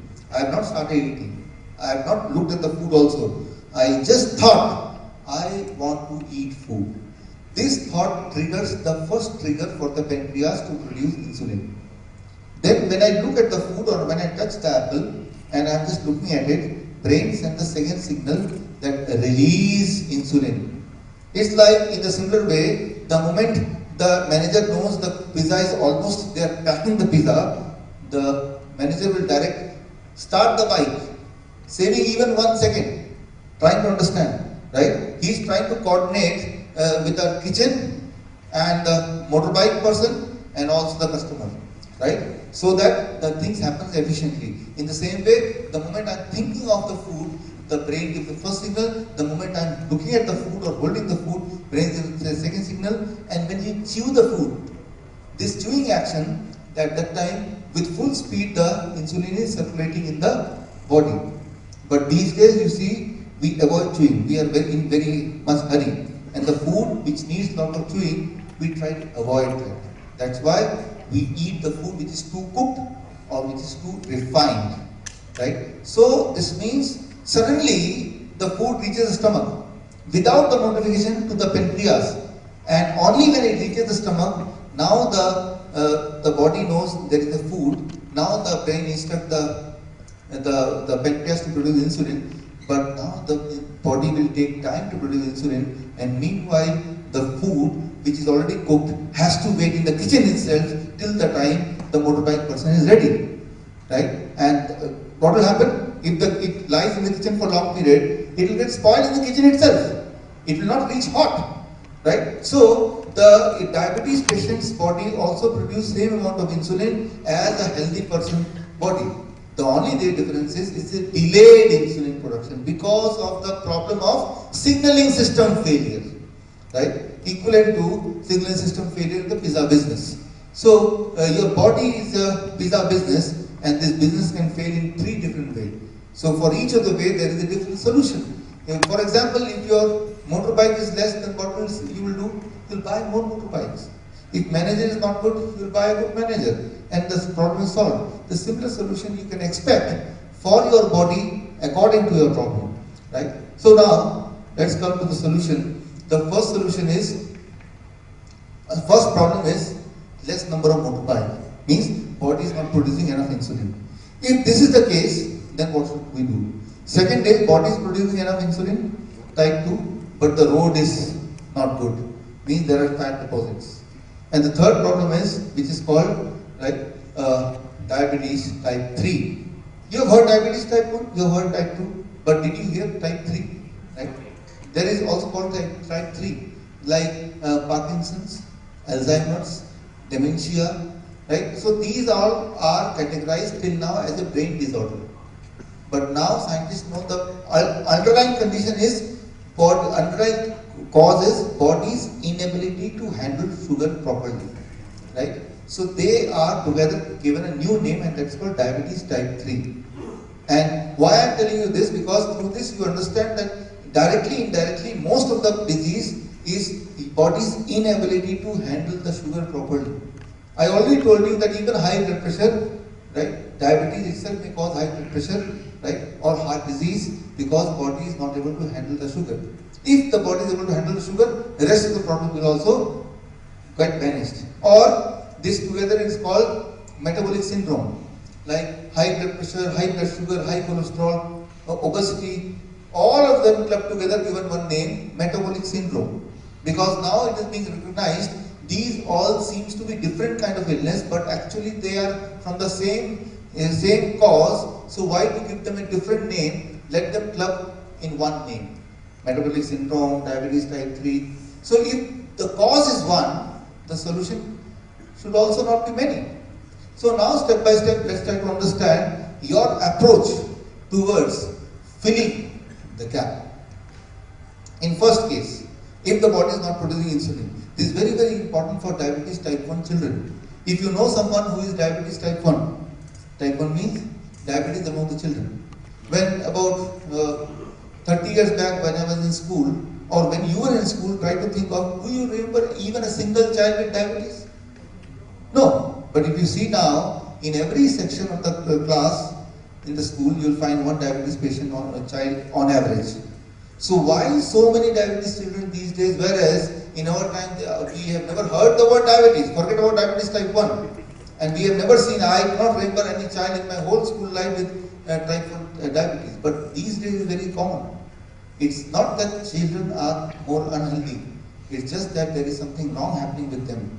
So that's what we have to understand. And if we can implement it, two things will happen. Diabetes type 1 children will not be existing. No child will become diabetes type 1. If at all somebody is diagnosed with diabetes type 1, and if you can interfere very quickly, it can be reversed.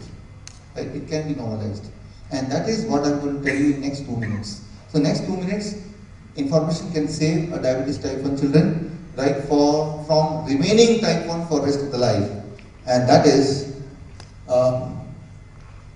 this information. You know about it already. Your body is made up of cells and billions of cells, but only 10% of the cells are the cells which you can call your own cell. 90% of the cells are the cells which are not the cell exactly, they are called microorganisms. And most of them, they live in the intestinal tract. Right? So this means when you die, only 10% of the body cell dies, rest 90% they are independent creature, they don't die, they start eating your body, and ultimately when they ate all of your body, then they travel to some other body and they live there. In the same way as we live in this earth, they live in your body, and for them, your body, our body is their earth. Right? So 90% of the cells in the body are microbes, microorganisms, and they don't die when you die. So why I'm giving this information? Because this information will lead to one important information, and that is one microbe which lies in the stomach, mostly in the colon. The name of the microbe is Akkermansia mucinifila. Name is not important, need not to remember. Right? But why I am giving these data? Because some people are convinced more when they know the exact data. Right? That is the idea. Right? So this is the bacteria which lies in the colon, and this bacteria gives signal to the pancreas, and it helps the pancreas to produce insulin. And if in your body this bacteria is reduced, the quantity of bacteria reduced, then the body's ability to produce insulin also get reduced. It is seen among the diabetes type 1 children, and it is seen among the people who are taking insulin that they all have one thing in common, that this bacteria in their body is negligible, very small amount. Right? This bacteria helps your body to produce insulin. Now, only thing you have to do is, you have to increase the quantity of this microbe in the body. How to increase? Very simple. This bacteria eats a specific kind of food, and that's called MAC, MAC. So you have to eat only those food, or those food in ample amount which contains MAC. Right? When you eat more MAC, so what will happen? More this bacteria will be produced in the body, means it will multiply faster. And if this quantity of this bacteria is enough in the body, so what will happen? Your body will produce more insulin, and more insulin means less diabetes. And how much time it should take? It takes about 1 day or 2 days. Right? Every 4 hours, these bacteria doubles its number. So 8 hours, 4 times, then 16 times, and you know it is a geometric progression. And if you know a little bit about geometric progression, then you know, right, in 1 day or 2 days it can become really huge. Right? So now the only question is, which are the food which contains MAC, MAC. So the next slide, very important slide. MAC, it means microbiota accessible carbohydrate, MAC. Any food which you have eaten till now in your lifetime, every food, any food contains carbohydrate, no doubt. But carbohydrate in the food are different in nature for each of the food. So one kind of carbohydrate is called microbiota accessible carbohydrate, and this is the carbohydrate which is found only in fruits and vegetables when you eat them in raw form. Then you are eating MAC. Right? And if you are eating a lot of MAC, so that the population of that bacteria will increase. How much time? 1 or 2 days.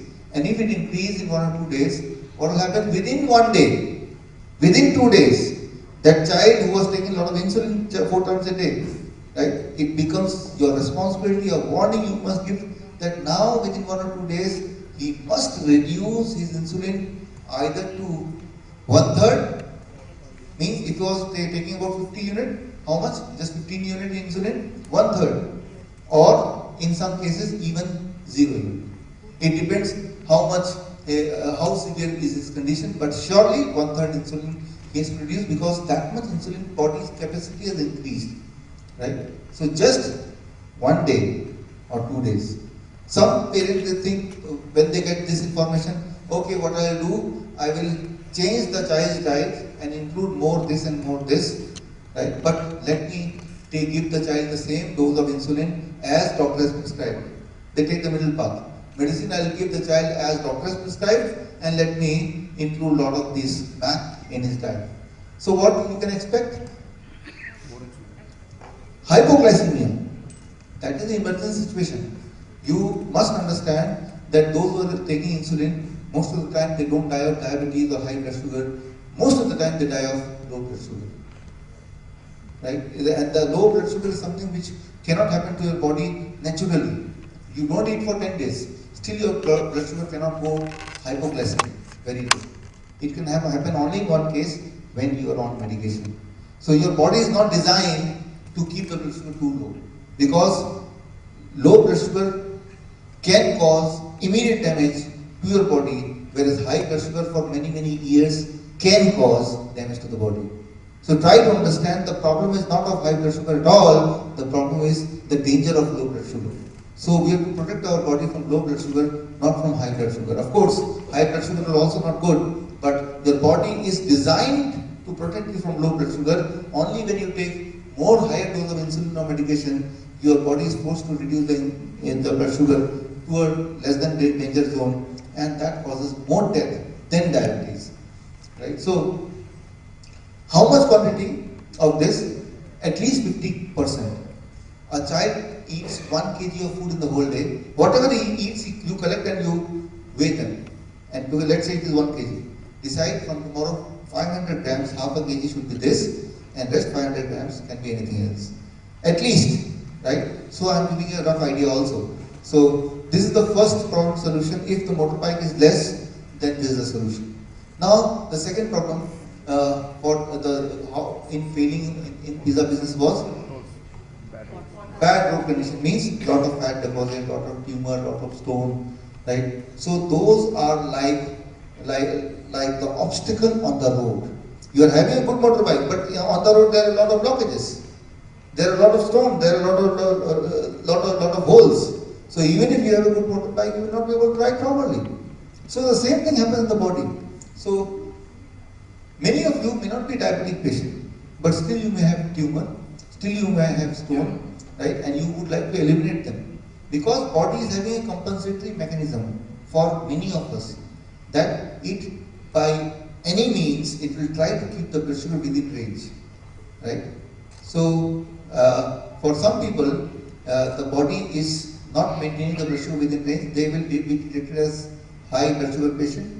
For rest of them, the body will have many more tricks to control the blood sugar, but at the cost of damaging something else, right? So if your blood sugar is normal, that does not mean that you may not have any tumor or stone or excess fat.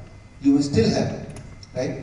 So the safe is to implement the rule which I am going to tell you, not only if you are a diabetes patient, but also even if you are healthy, because being healthy and remaining healthy are two different things, right? So here the next strategy is diabetes type 2. If this is the problem, the solution is autophagy. Nobel Prize winning science, very interesting. This, if you want to ask me that I want to take back only one thing from this today's training, I will say take this back. Right? Implement this science. Autophagy, what is autophagy? Let me give you one example to make you understand. Imagine that you read newspaper every day, it comes to your house. What do you do? At the end of the day, you don't throw it. You keep it, right? And when it piles up to a sizable quantity, then what you do? You call someone and you sell it. The person who buys it, he do not want to read the newspaper, right? He want to recycle the newspaper, right? So your waste can be of some use to somebody else, right? That is what is called recycling. Same thing happens in the body, right? In your body, if you say any stone is there, any tumor is there, you take it out, you put it into the microscope, you analyze that, chemical analysis, you'll be surprised to see in the tumor, in the stone, there are a lot of good nutrition is there. Full of calcium, full of magnesium, full of potassium, all very important good chemical and nutrition minerals are there in the stone, in the tumor. So those are made of the things which are very, very important for your body's survival. Right? So tumor and stone are not the bad thing, but they are at the wrong place. So what is autophagy? Autophagy is body breaks the tumor, body breaks the stone and recycle those nutrition again according to where it needs. Right? Like your newspaper is waste for you from a particular angle that you are not able to read anything because you have read everything. But that newspaper is useful in some other way. The same recycling happens in the body. As a result of that, in our body, if there is some tumor or stone, it cannot grow beyond a size, particular size. Because after that, body will recycle. Imagine that you are collecting the newspaper, but after some time you realize that the person who comes to buy, right, he do not come for a long time. What will happen? Your house will be full of newspaper. And then comes the problem. You'll be choked, right? So, but that may happen rarely. The same thing happens with the body. If your body stops autophagy, which is called recycling of the body, then, which happens in 20% of the patient, 20% of the population, world population, and that is what is probably causing cancer, death because of cancer. If your autophagy is on, you are protected from cancer. You are not protected from tumor. Tumor will form, but the body is breaking also, right? You are piling up the newspaper, but you are selling it also, recycling also, right? So now the question is how to switch on the autophagy. If you can switch on the autophagy, if you can make it faster, then what will happen? It will burn the fat, it will burn the tumor, it will dissolve the stones, and as a result, the road will become smooth and your blood sugar will naturally come down, right? Because your motorbike, that is the insulin, starts working more efficiently. So for that, you have to switch on or you have to increase the speed of autophagy. So how to do it? Very simple. According to this Nobel Prize winning science 2016, if you read very carefully, you will find one solution, and that is what is called daily 12 hours and weekly 24-hour fasting.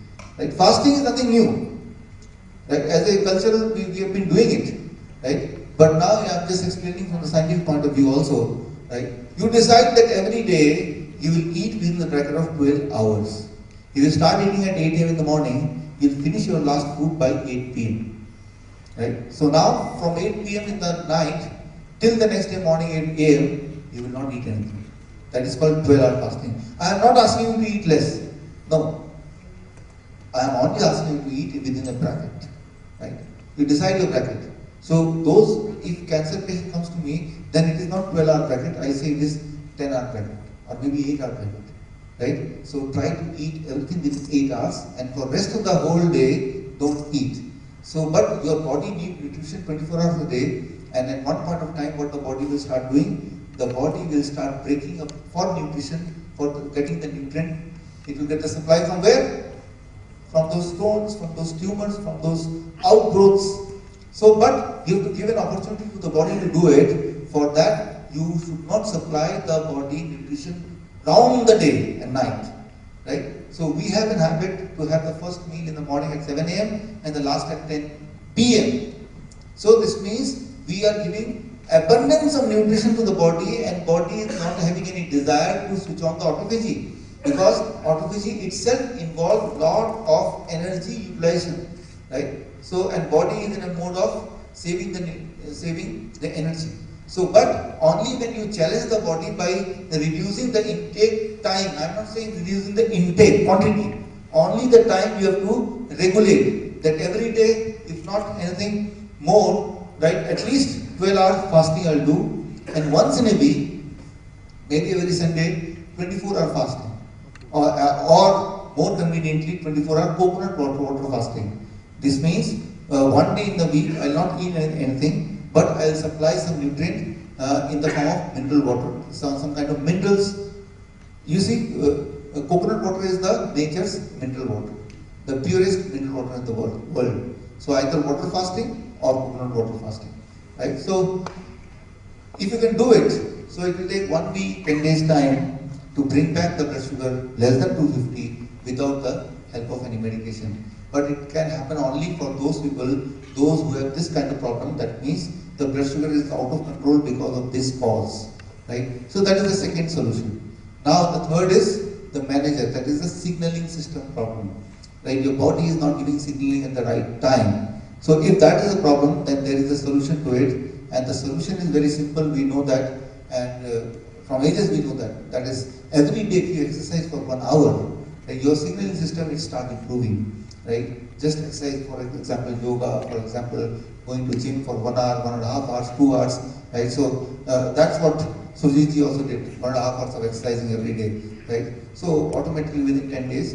So he attacked his body from all the 3 dimensions, right? And he got the result in 10 days. But again the question comes, I don't have 1 hour every day. Right? I am stuck in such a kind of routine that I cannot spend 1 hour every day. If you are among them who cannot spend 1 hour every day, then you can do what I am going to tell you now. But if I ask you, don't spend 1 hour, but do you have 5 minutes every day? So now the answer is yes. Yes. However busy you may be, but you can spare 5 minutes every day. Then, if you can spare 5 minutes every day for yourself, take out from your hectic life schedule, then the next slide is called High Intensity Interval Training, PLOS 1, April 2016, 26th April. This is a very, very powerful journal, you know, and in this journal, if you read, it's called High Intensity Interval Training. A kind of training, if you do it for 11 minutes, it gives you the same health benefit which you will otherwise get when you do 1 hour exercise in the gym, right? So 1 hour exercise in the gym is the health benefit wise, it will not give the same amount of muscles or same amount of body look, but the health benefit will be similar to what you might have got if you would have spent 1 hour in gym. And that is by doing 11 minutes of high intensity interval training. And my proposal is, you start with 5 minutes only. Not even 11 minutes, because 11 minutes you will not be able to do it. So what you have to do for 11 minutes, I am just going to tell you. For that I will just take that with a chair. I need 1 chair. And I need 2 volunteers. Yeah, put the chair here. Great. So 2 or 1, you and anybody, just you have to hold the chair. And I call it kitchen slab exercise, right? So early morning, the moment you get up in the morning, straight go to the kitchen. Not to eat, but to do this, spend 5 minutes. What you have to do for 5 minutes, that I am going to explain. So here, you are going to help me to hold it, because it is not a kitchen slab. So the moment I try to do exercise, it try to move here and right. So so that you force the chair so that it should not move. So the kitchen slab exercise, how to do it for the high intensity interval training. High intensity interval training means you are going to challenge your lungs and heart. This means, but you are going to relax your other muscles. Right? You will give rest to the body, but no rest to heart and lungs. You are continuously challenging for 5 minutes heart and lungs, but you are giving intermittent rest to other muscles of the body. How to do that? I will just show you. Kitchen slab is normally at this level, but here I am using this just to explain you. So I will start with this. For 5 minutes it is continuous, but here since I have to make you understand, so I may stop in between, but otherwise it will be continuous. The step 1 for 5 minutes.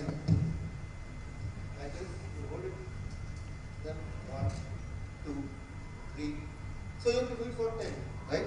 So now, if it is difficult for you, so you can bring it closer. When it is closer, it becomes easy, right? So here you are holding it at this stage, right? And when you bring your legs closer, it becomes easy. And if you want to make it tough, your legs is far away from the slab, it becomes difficult. So level of difficulty you decide. But what I decide, it should be count of 10. Once you do it, then you change the posture. Now, I change the posture, and it is again 10. 1, 2, 3. If you want to make it difficult, I can make it further. If I want to make it easy, like this, right? And it will be easier for you because the height is this one, right? Not this much. So second, once I do 10 of count, then without wasting any second, I will change it. I'll again like this. Right? So I'm holding the slab like this, and 1, 2, 3. It seems to be very simple, but imagine that I already completed 10, 10, 10, and now I'm doing this, right? So when you do continuously, you're challenging your heart and lungs, right? This 10, and once you complete this, then again change. The fourth one is holding it here, and now this. 1. So this is the fourth, and then again the first one. That is the then again the second one. Then again the third one. 10 of count. Then again the fourth one. And if you are not able to do like this, you cannot sit because of the knee pain, etc. So you can do only partially. This much. So degree of difficulty or easiness you decide. But what I decide is the number, right? Count of 10, right? And so if you do it for 5 minutes, you will feel the same amount of exertion as you would have felt if you do it for about 30 minutes, right? And slowly you make it a little tough for you. And finally you decide in 1 month, from 5 minutes, you'll make it 11 minutes. And then you will stick for 11 minutes. And I'm sure if you can find 5 minutes for you, eventually you'll find 11 minutes also. So when you do it, so what happens? This is the manager, the signaling system of the body. It tries to come in its own place. So exercise, high intensity interval training, autophagy, and also fruits and vegetables, about 50% of your diet. So I suggest, irrespective whether you are ill, whether you have blood sugar less than 250 or more than 250, why not to implement all of them? That will prevent anything, any emergency happening in future. Now coming to the same problem which you here shared with us, Mr. Raju Muranji, our chief guest. So, cardiac arrest. I give you one example, an idea that in your body there are a number of stepneys, which medically is called collateral arteries. Collateral arteries are the extra arteries which the body has, which is there in the body since the time you are born. With the idea, if any of the artery is blocked, body can switch on the collateral arteries, right? And but to switch on the collateral arteries, body needs nitric oxide. For example, to change the stepney, you need a tool. Similarly, body needs one tool to open the collateral arteries, and that tool is called nitric oxide, NO. Now, your question is how we can produce NO. NO can be produced only when you do two things, right? If you oxygenate your body too much, which you can do with exercise, HIIT, and the second thing is when you eat lot of greens, vegetables and fruits in raw form. This is the only way when the body produces high quantity of NO, and that is also known as in Science 1998, right? And when the NO level is high, what the body will do, it will open up the collateral arteries in advance, right? This means in future if blockage happens in some main arteries, even then you will not know that blockage has happened. It is quite normal, many times it is seen through angiography that the person is having 100% blockage in all the three arteries. Even then he is alive. So now why is he alive? Because in his body already many collateral arteries have been opened before automatically, because of maybe he was an athlete or because of he was eating like this. So for many of us, right, it should not be surprising that already your body might have opened the collateral arteries. But to ensure that for each one of us we have opened the collateral arteries, why not to do this? This is the only way to open the collateral arteries. And if your collateral arteries are open, then there is no scope, no chance of heart attack or brain stroke, those kind of emergencies, right? So these things are already documented things. These are the mainstream science, right? And I'll give you one example to make you understand. Like here you see this food, right? This food can help you reduce the insulin intake. So this is not a food. What it is a medicine. So in US, this is considered as a medicine, and if you eat it for its medicinal purpose, so it is covered under medical insurance. So why I am saying this? Because I want to tell you that this is already recognized science, already the mainstream science. The only thing is it is not told to you, it is not taken to you. That is the only thing. But it is there in the literature already. Everything is already there. The only thing is it is not communicated to you properly or not communicated to you at all. Stanford University, 14 November. So now, how to implement these things in a correct way?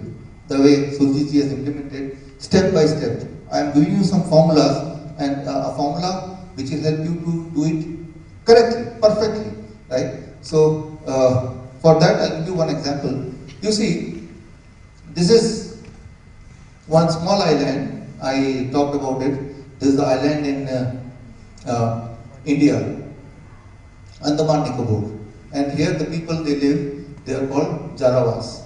Jarawas are the people, they remain dissociated from the rest of the world for more than 50,000 years. 50,000 years. And even now they live as our ancestors were living 50,000 years before the era of discovery of fire.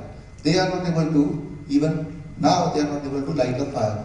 So this means they don't cook the food also, right? And they rely mostly on the plants and the fruits and vegetables for 90% of the diet. But they are technically Indian, and they are protected by Indian government, and nobody is allowed to go inside their territory, and even they are not allowed to come outside and mix with the modern man. With some permission, special permission, you may be allowed to go inside, because they have their own tools to attack the modern man, and they have killed also many modern men in the past. So about 3.5 years back, I got an opportunity to go close to them. And there I met one doctor called R.C. Kar. He is the doctor who went close to them about 25 years back, and he learned their language and he made a friendship with them, and ultimately Government of India appointed him as a single point contact with them. I got an opportunity to interact with him, and I asked him, Doctor, do they suffer from diabetes? He said they never had diabetes, they never had high blood pressure. Only when they fall from a tree or when they fight with other animals, they get injured, and that is the time when he gets an opportunity to give them comfort. In the process, he gets the blood sample, he can measure the blood pressure, and through that he made a book, right, on Jarawas, right? And there he wrote their blood pressure is always 100/60, and they have a good blood sugar. They never have had a history of heart disease. They are Indian technically, but no heart disease, no blood sugar. No one died of heart attack.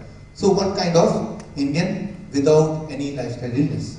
Then, about 4 years back, I got an opportunity to work with Kuwaiti population. They are the one among the highest prevalence of diabetes in this world. Highest prevalence of diabetes in the world. So I got two kind of populations side by side. One human, but highest prevalence of diabetes. One human, no prevalence of diabetes. Both are human beings, but contrast. So I studied both of them side by side, and I got only one thing which was really compelling, and that is the kind of food they choose to eat. And I gave them a name. The food which the Kuwaiti population chose to eat, I call them DIP diet, and the diet which Jarawas population they eat normally, I call them VIP diet. This is what will change your life. So the next 5 minutes, right, I'll conclude, and then you can ask question. That will be the conclusion, right? So next 5 minutes, please focus. What is VIP diet? You know what is VIP? In India, VIP is someone who can break the law, right? In a traffic, right, you see, in a traffic, right, in spite of red light, if some people they are able to break the law, nobody is stopping, people say, look, VIP is going, VIP is going. Right? How he will get recognized that he is a VIP? Only when in the red light he will not stop, he will in spite of red light he is allowed to go VIP. There are certain kind of food, when you eat, it goes in the stomach, it behaves like VIP. In spite of high blood sugar, it enters the blood. Right? It disrupts the blood sugar metabolism, it disrupts the homeostasis of blood pressure, and these are the kind of food which can be categorized as VIP. Because they ignore the rules of the stomach of the body, and they just jump in the blood and destroy all the balance. Then other kind of food, I call it DIP, disciplined and intelligent people, DIP, disciplined and intelligent people, like you and me. In the traffic signal, what we do? If it is a red light, we stop. If it is a green light, very, very carefully we look here and then we go ahead. There are certain kind of food when you take in, if the blood sugar is high, it will not enter the blood. It will not contribute to blood sugar anymore. It will hide in the stomach, or it will go in the liver, or it will flow in the colon. So, but only when the blood sugar comes low, it will add to the blood drop by drop with some regulation. So, any diabetes patient, if they start eating DIP diet, he cannot be diabetic. Within 10 days, 15 days time down the line, he cannot remain diabetic. On the other hand, if any healthy person, he starts eating like VIP, within a month's time, he cannot remain healthy person. So that is one strong evidence I found. Now the only thing I want to tell you that next time when you eat from today, the only thing is you choose and eat only DIP food. You look at the food, if it is DIP, and eat. So you have to understand the science to understand a little bit. So how you will know which is DIP diet and which is VIP diet? So you remember this list. Only 4 kind of things which are VIP. Any food comes from animal is a VIP food. Any food which comes from a factory, before it reaches your hand, if it has come from the factory and then came to you in a packed form with beautiful packing, right? Anything which is packed, don't open the pack, right? Just remember it is VIP. Nutritional supplement, right? Maybe tomorrow's training in embassy, there I'll touch this subject more in detail. Second part, right? That is a VIP. Any kind of medication, right?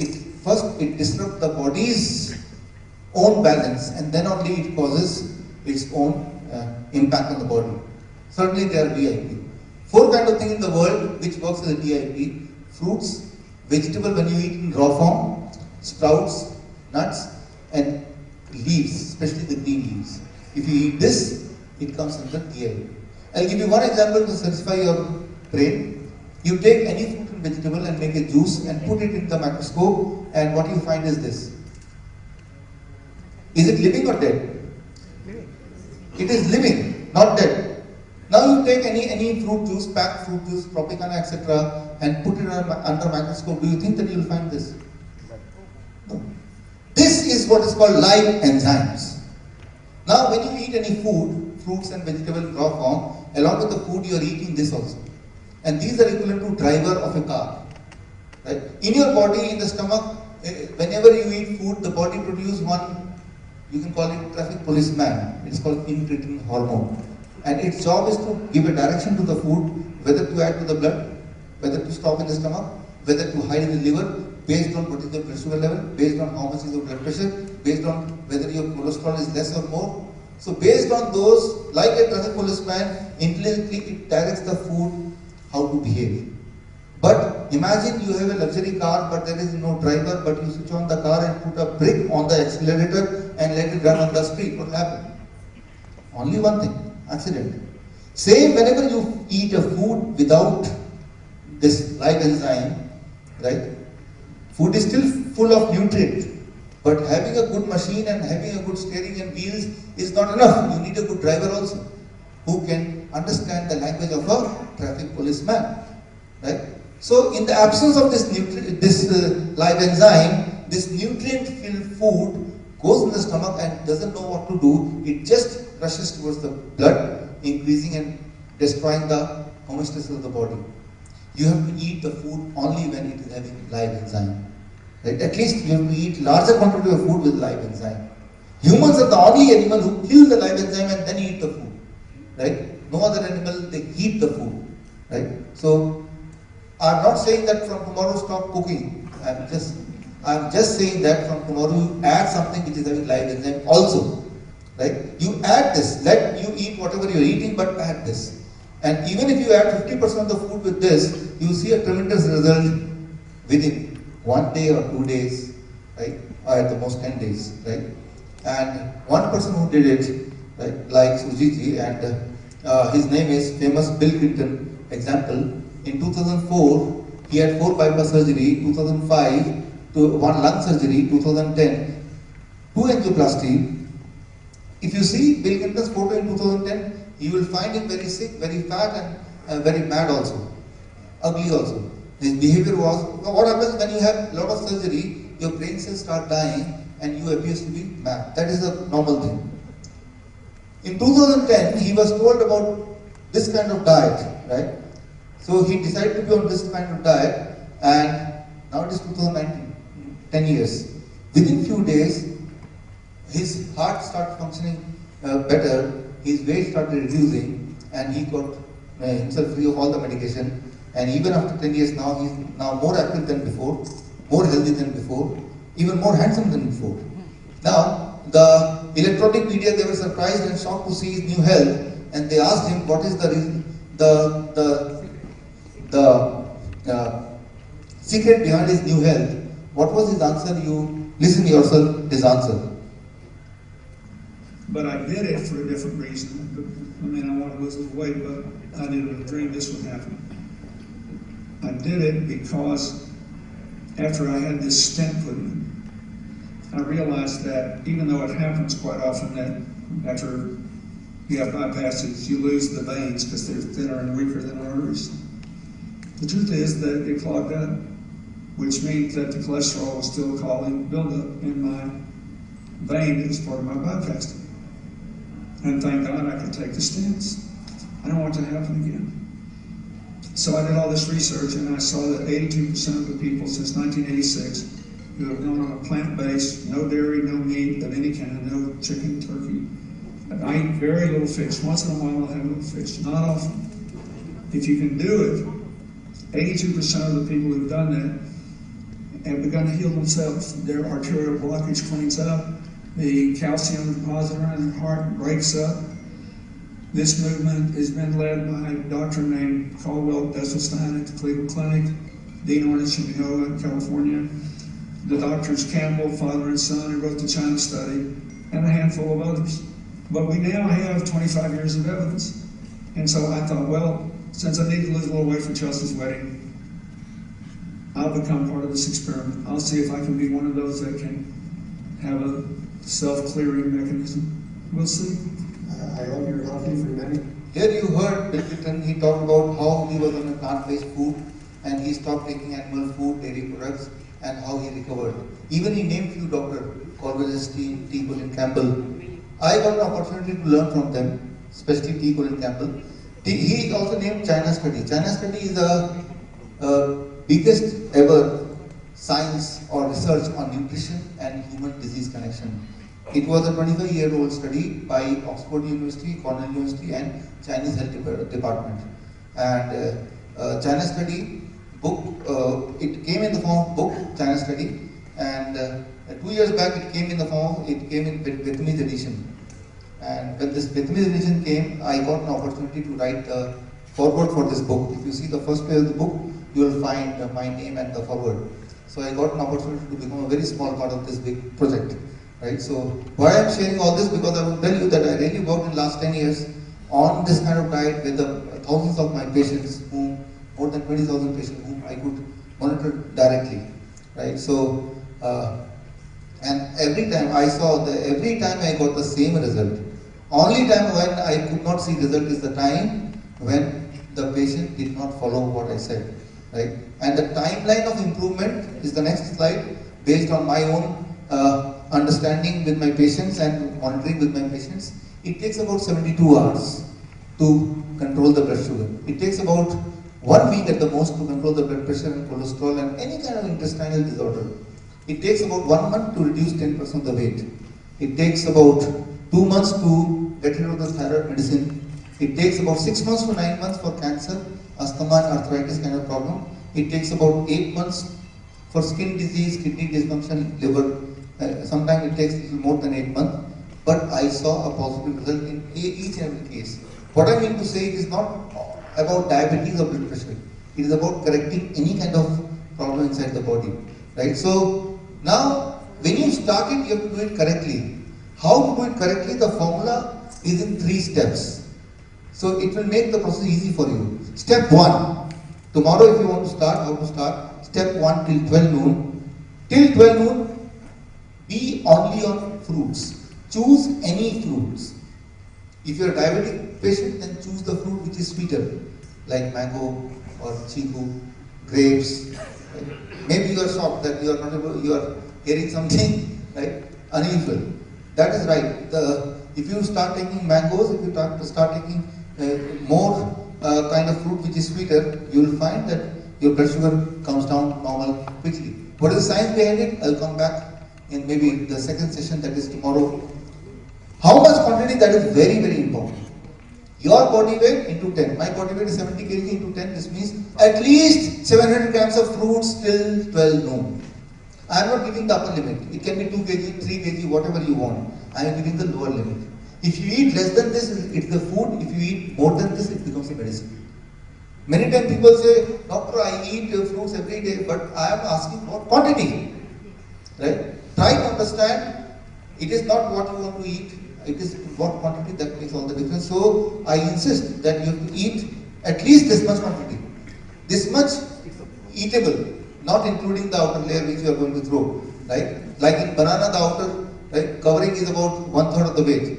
So this is what you have to eat till 12 noon. This means no paratha, no roti, no tea, no bread, no biscuit. I am not asking you to eat less. I am asking, I am asking that you have to eat more. Only thing I am asking is eat this.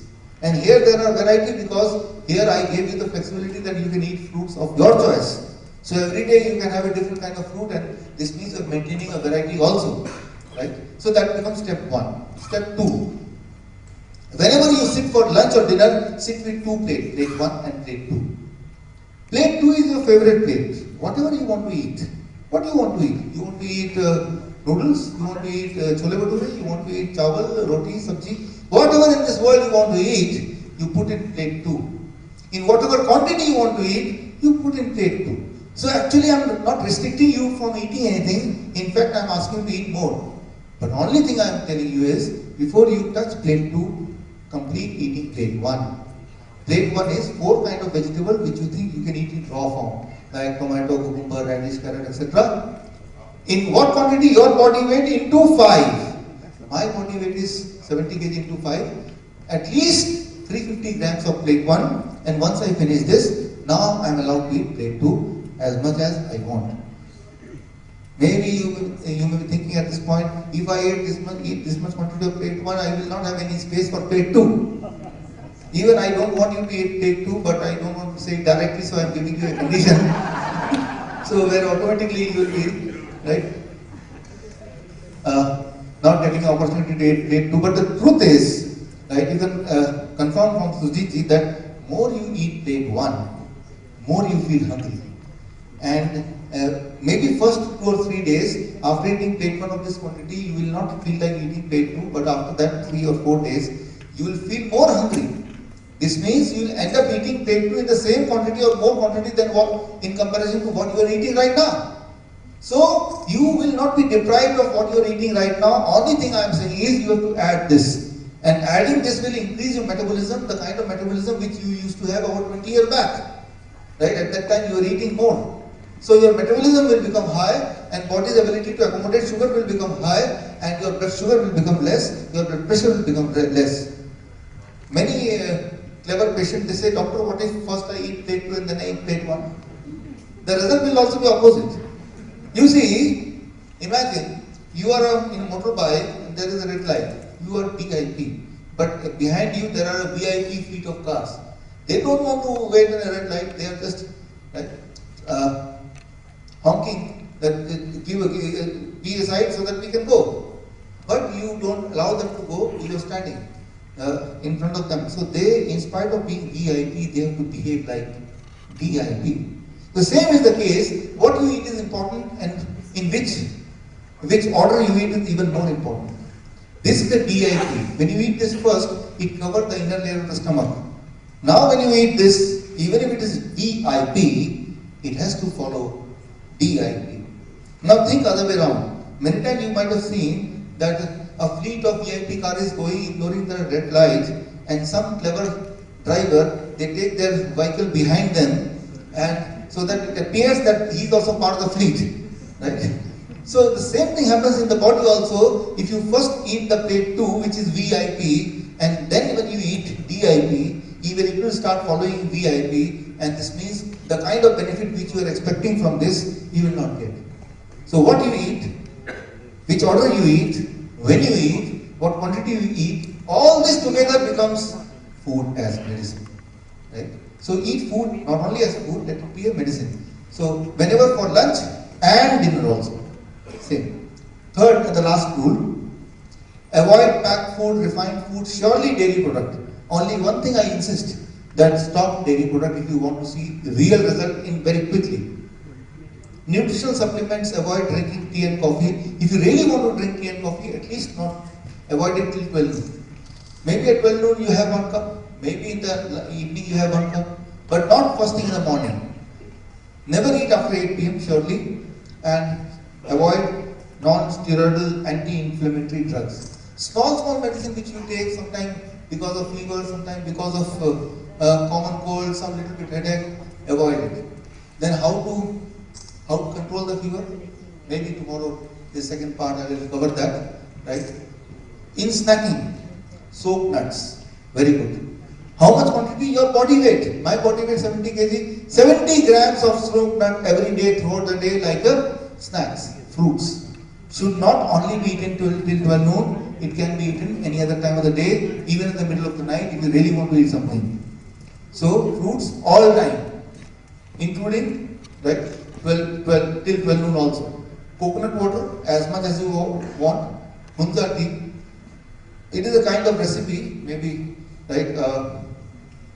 Tomorrow we'll explain this more, which we can make out of the ingredient which is available in our kitchen only. Sprouts, you can eat 70 grams equivalent to your body weight. Coconut as much as you want. And sunlight is one very important thing, but ignore. You have plenty of sunlight in this city, so try to be under sunlight. For this city, it can be just 20 minutes also is enough.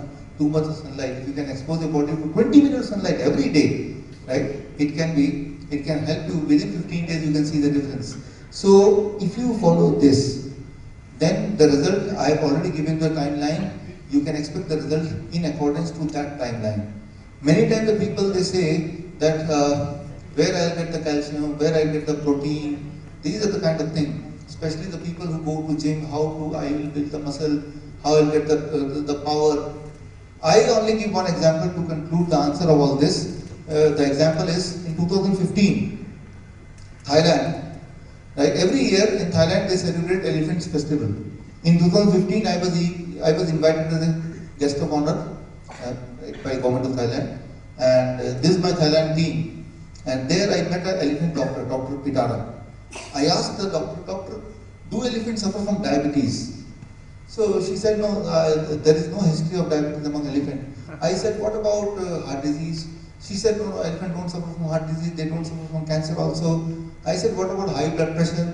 She said, there is no machine to measure their blood pressure, but I'm sure they might not be having high blood pressure also. I was thinking, if elephants do not suffer from any illness, why the government has appointed one doctor? While I was thinking about it, my mind went to an announcement happening there. The announcement was, don't offer elephant a human food. Elephant may become sick. Only in one condition elephant becomes sick, when they start eating like human. So don't eat like human, eat like elephant. Right? You cannot be sick. What elephant eat? Fruit and vegetables. And they are the strongest animal on the planet. Right? So eat like elephant. And with that I conclude the final thing, and with this I come to the second part, which I will talk tomorrow. If you are a patient with more than 10 years of diabetes, if you are an insulin dependent patient, if you are on multiple therapy, then you have to take certain precaution, tapering down drugs and other things. So second part of this training, maybe tomorrow we have a training in embassy, right? So that second part where I finished today, I will take up from tomorrow, that is advanced training. But meanwhile, biswaroop.com/reference, if you go to this link, you will be able to access these books.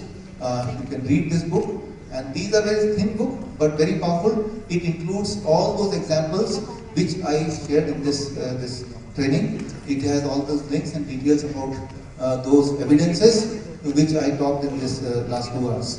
So with this, I conclude this today's training, and I'm really thankful that you listened so patiently to in last two hours. And maybe you have some questions.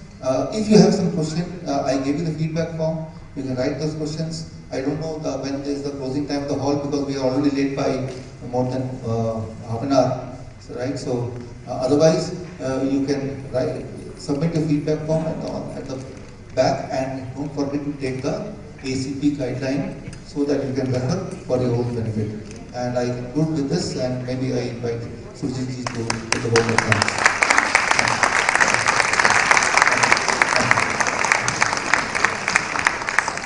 Thank you very much. Chief Guest Mr. Raja Murugan onto the stage to receive a memento from Dr. Biswaroop Rao Chowdhary. I'd also like to invite Dr. Biswaroop Rao Chowdhary to join us on the stage to present the memento to Mr. Raja Murugan. Welcome.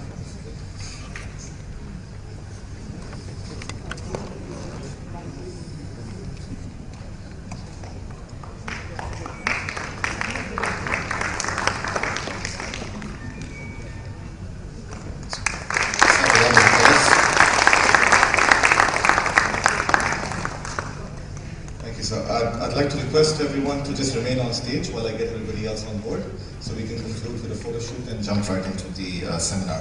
I'd like to introduce the Honorable President of Indian Social and Cultural Center, Mr. Natarajan, to join us on stage as well, please.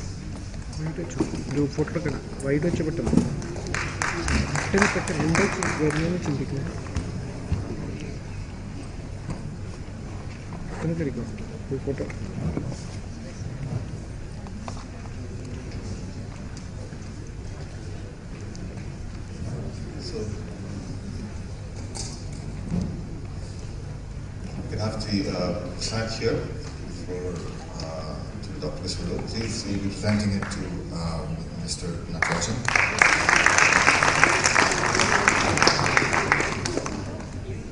I'd like to invite Surjit Singh onto the stage to receive a special recognition memento from Dr. Biswaroop Roy Chowdhary.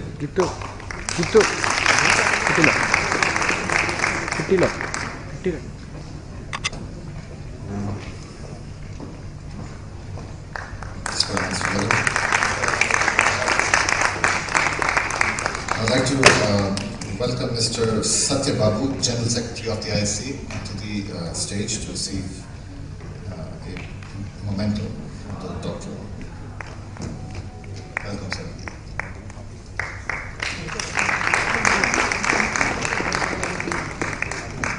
And last but not least, I'd like to invite Mr. Tommy Miller, as we know him as Mr.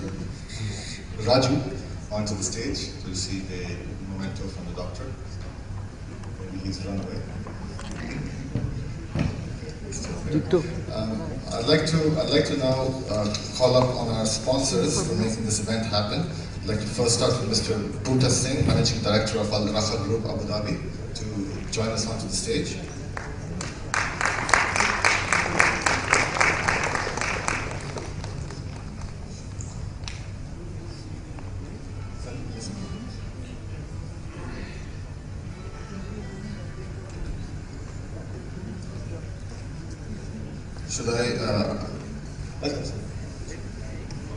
I'd like to invite Mr.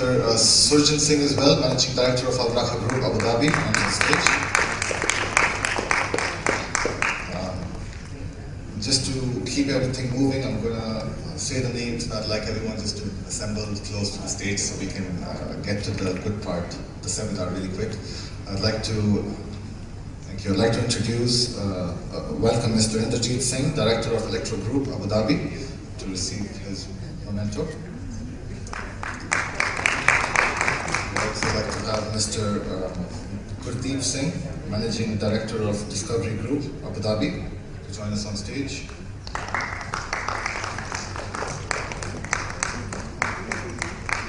I'd like to welcome Mr. Balbir Singh Randhava, Managing Director of Agricultural Plastic Factory, Abu Dhabi.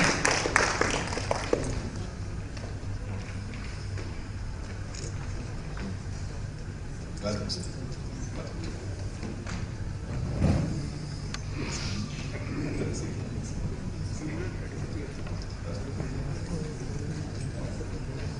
like to I'd like to welcome Mr. Bahadur Singh, Managing Director of Ziyad Aluminium Abu Dhabi, onto the stage. And also Mrs. Gureen Sabarwal, Managing Director of Mustang General Trading, Dubai.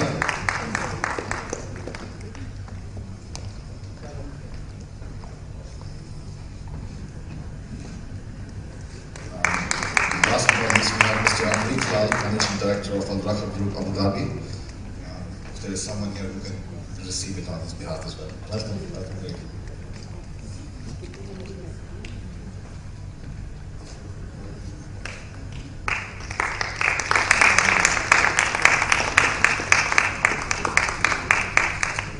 I'd quickly like to get our volunteers as well for helping out with the event. Mr. Lucky Cherat for all the help he's been doing behind the scenes. Mr. Jaswinder Singh Randhawa, Mr. Sukhdeep Vasu. Can you guys come on stage as well and join everyone for a photo shoot? If we can have the photographers in front, this is the best time. Gitu. Grup itu.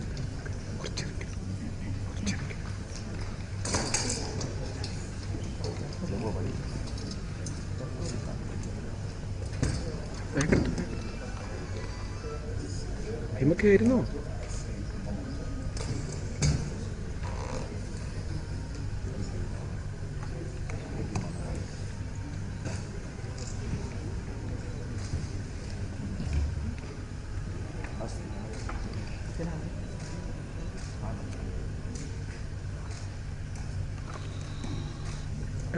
Erngom kayaknya. Kayaknya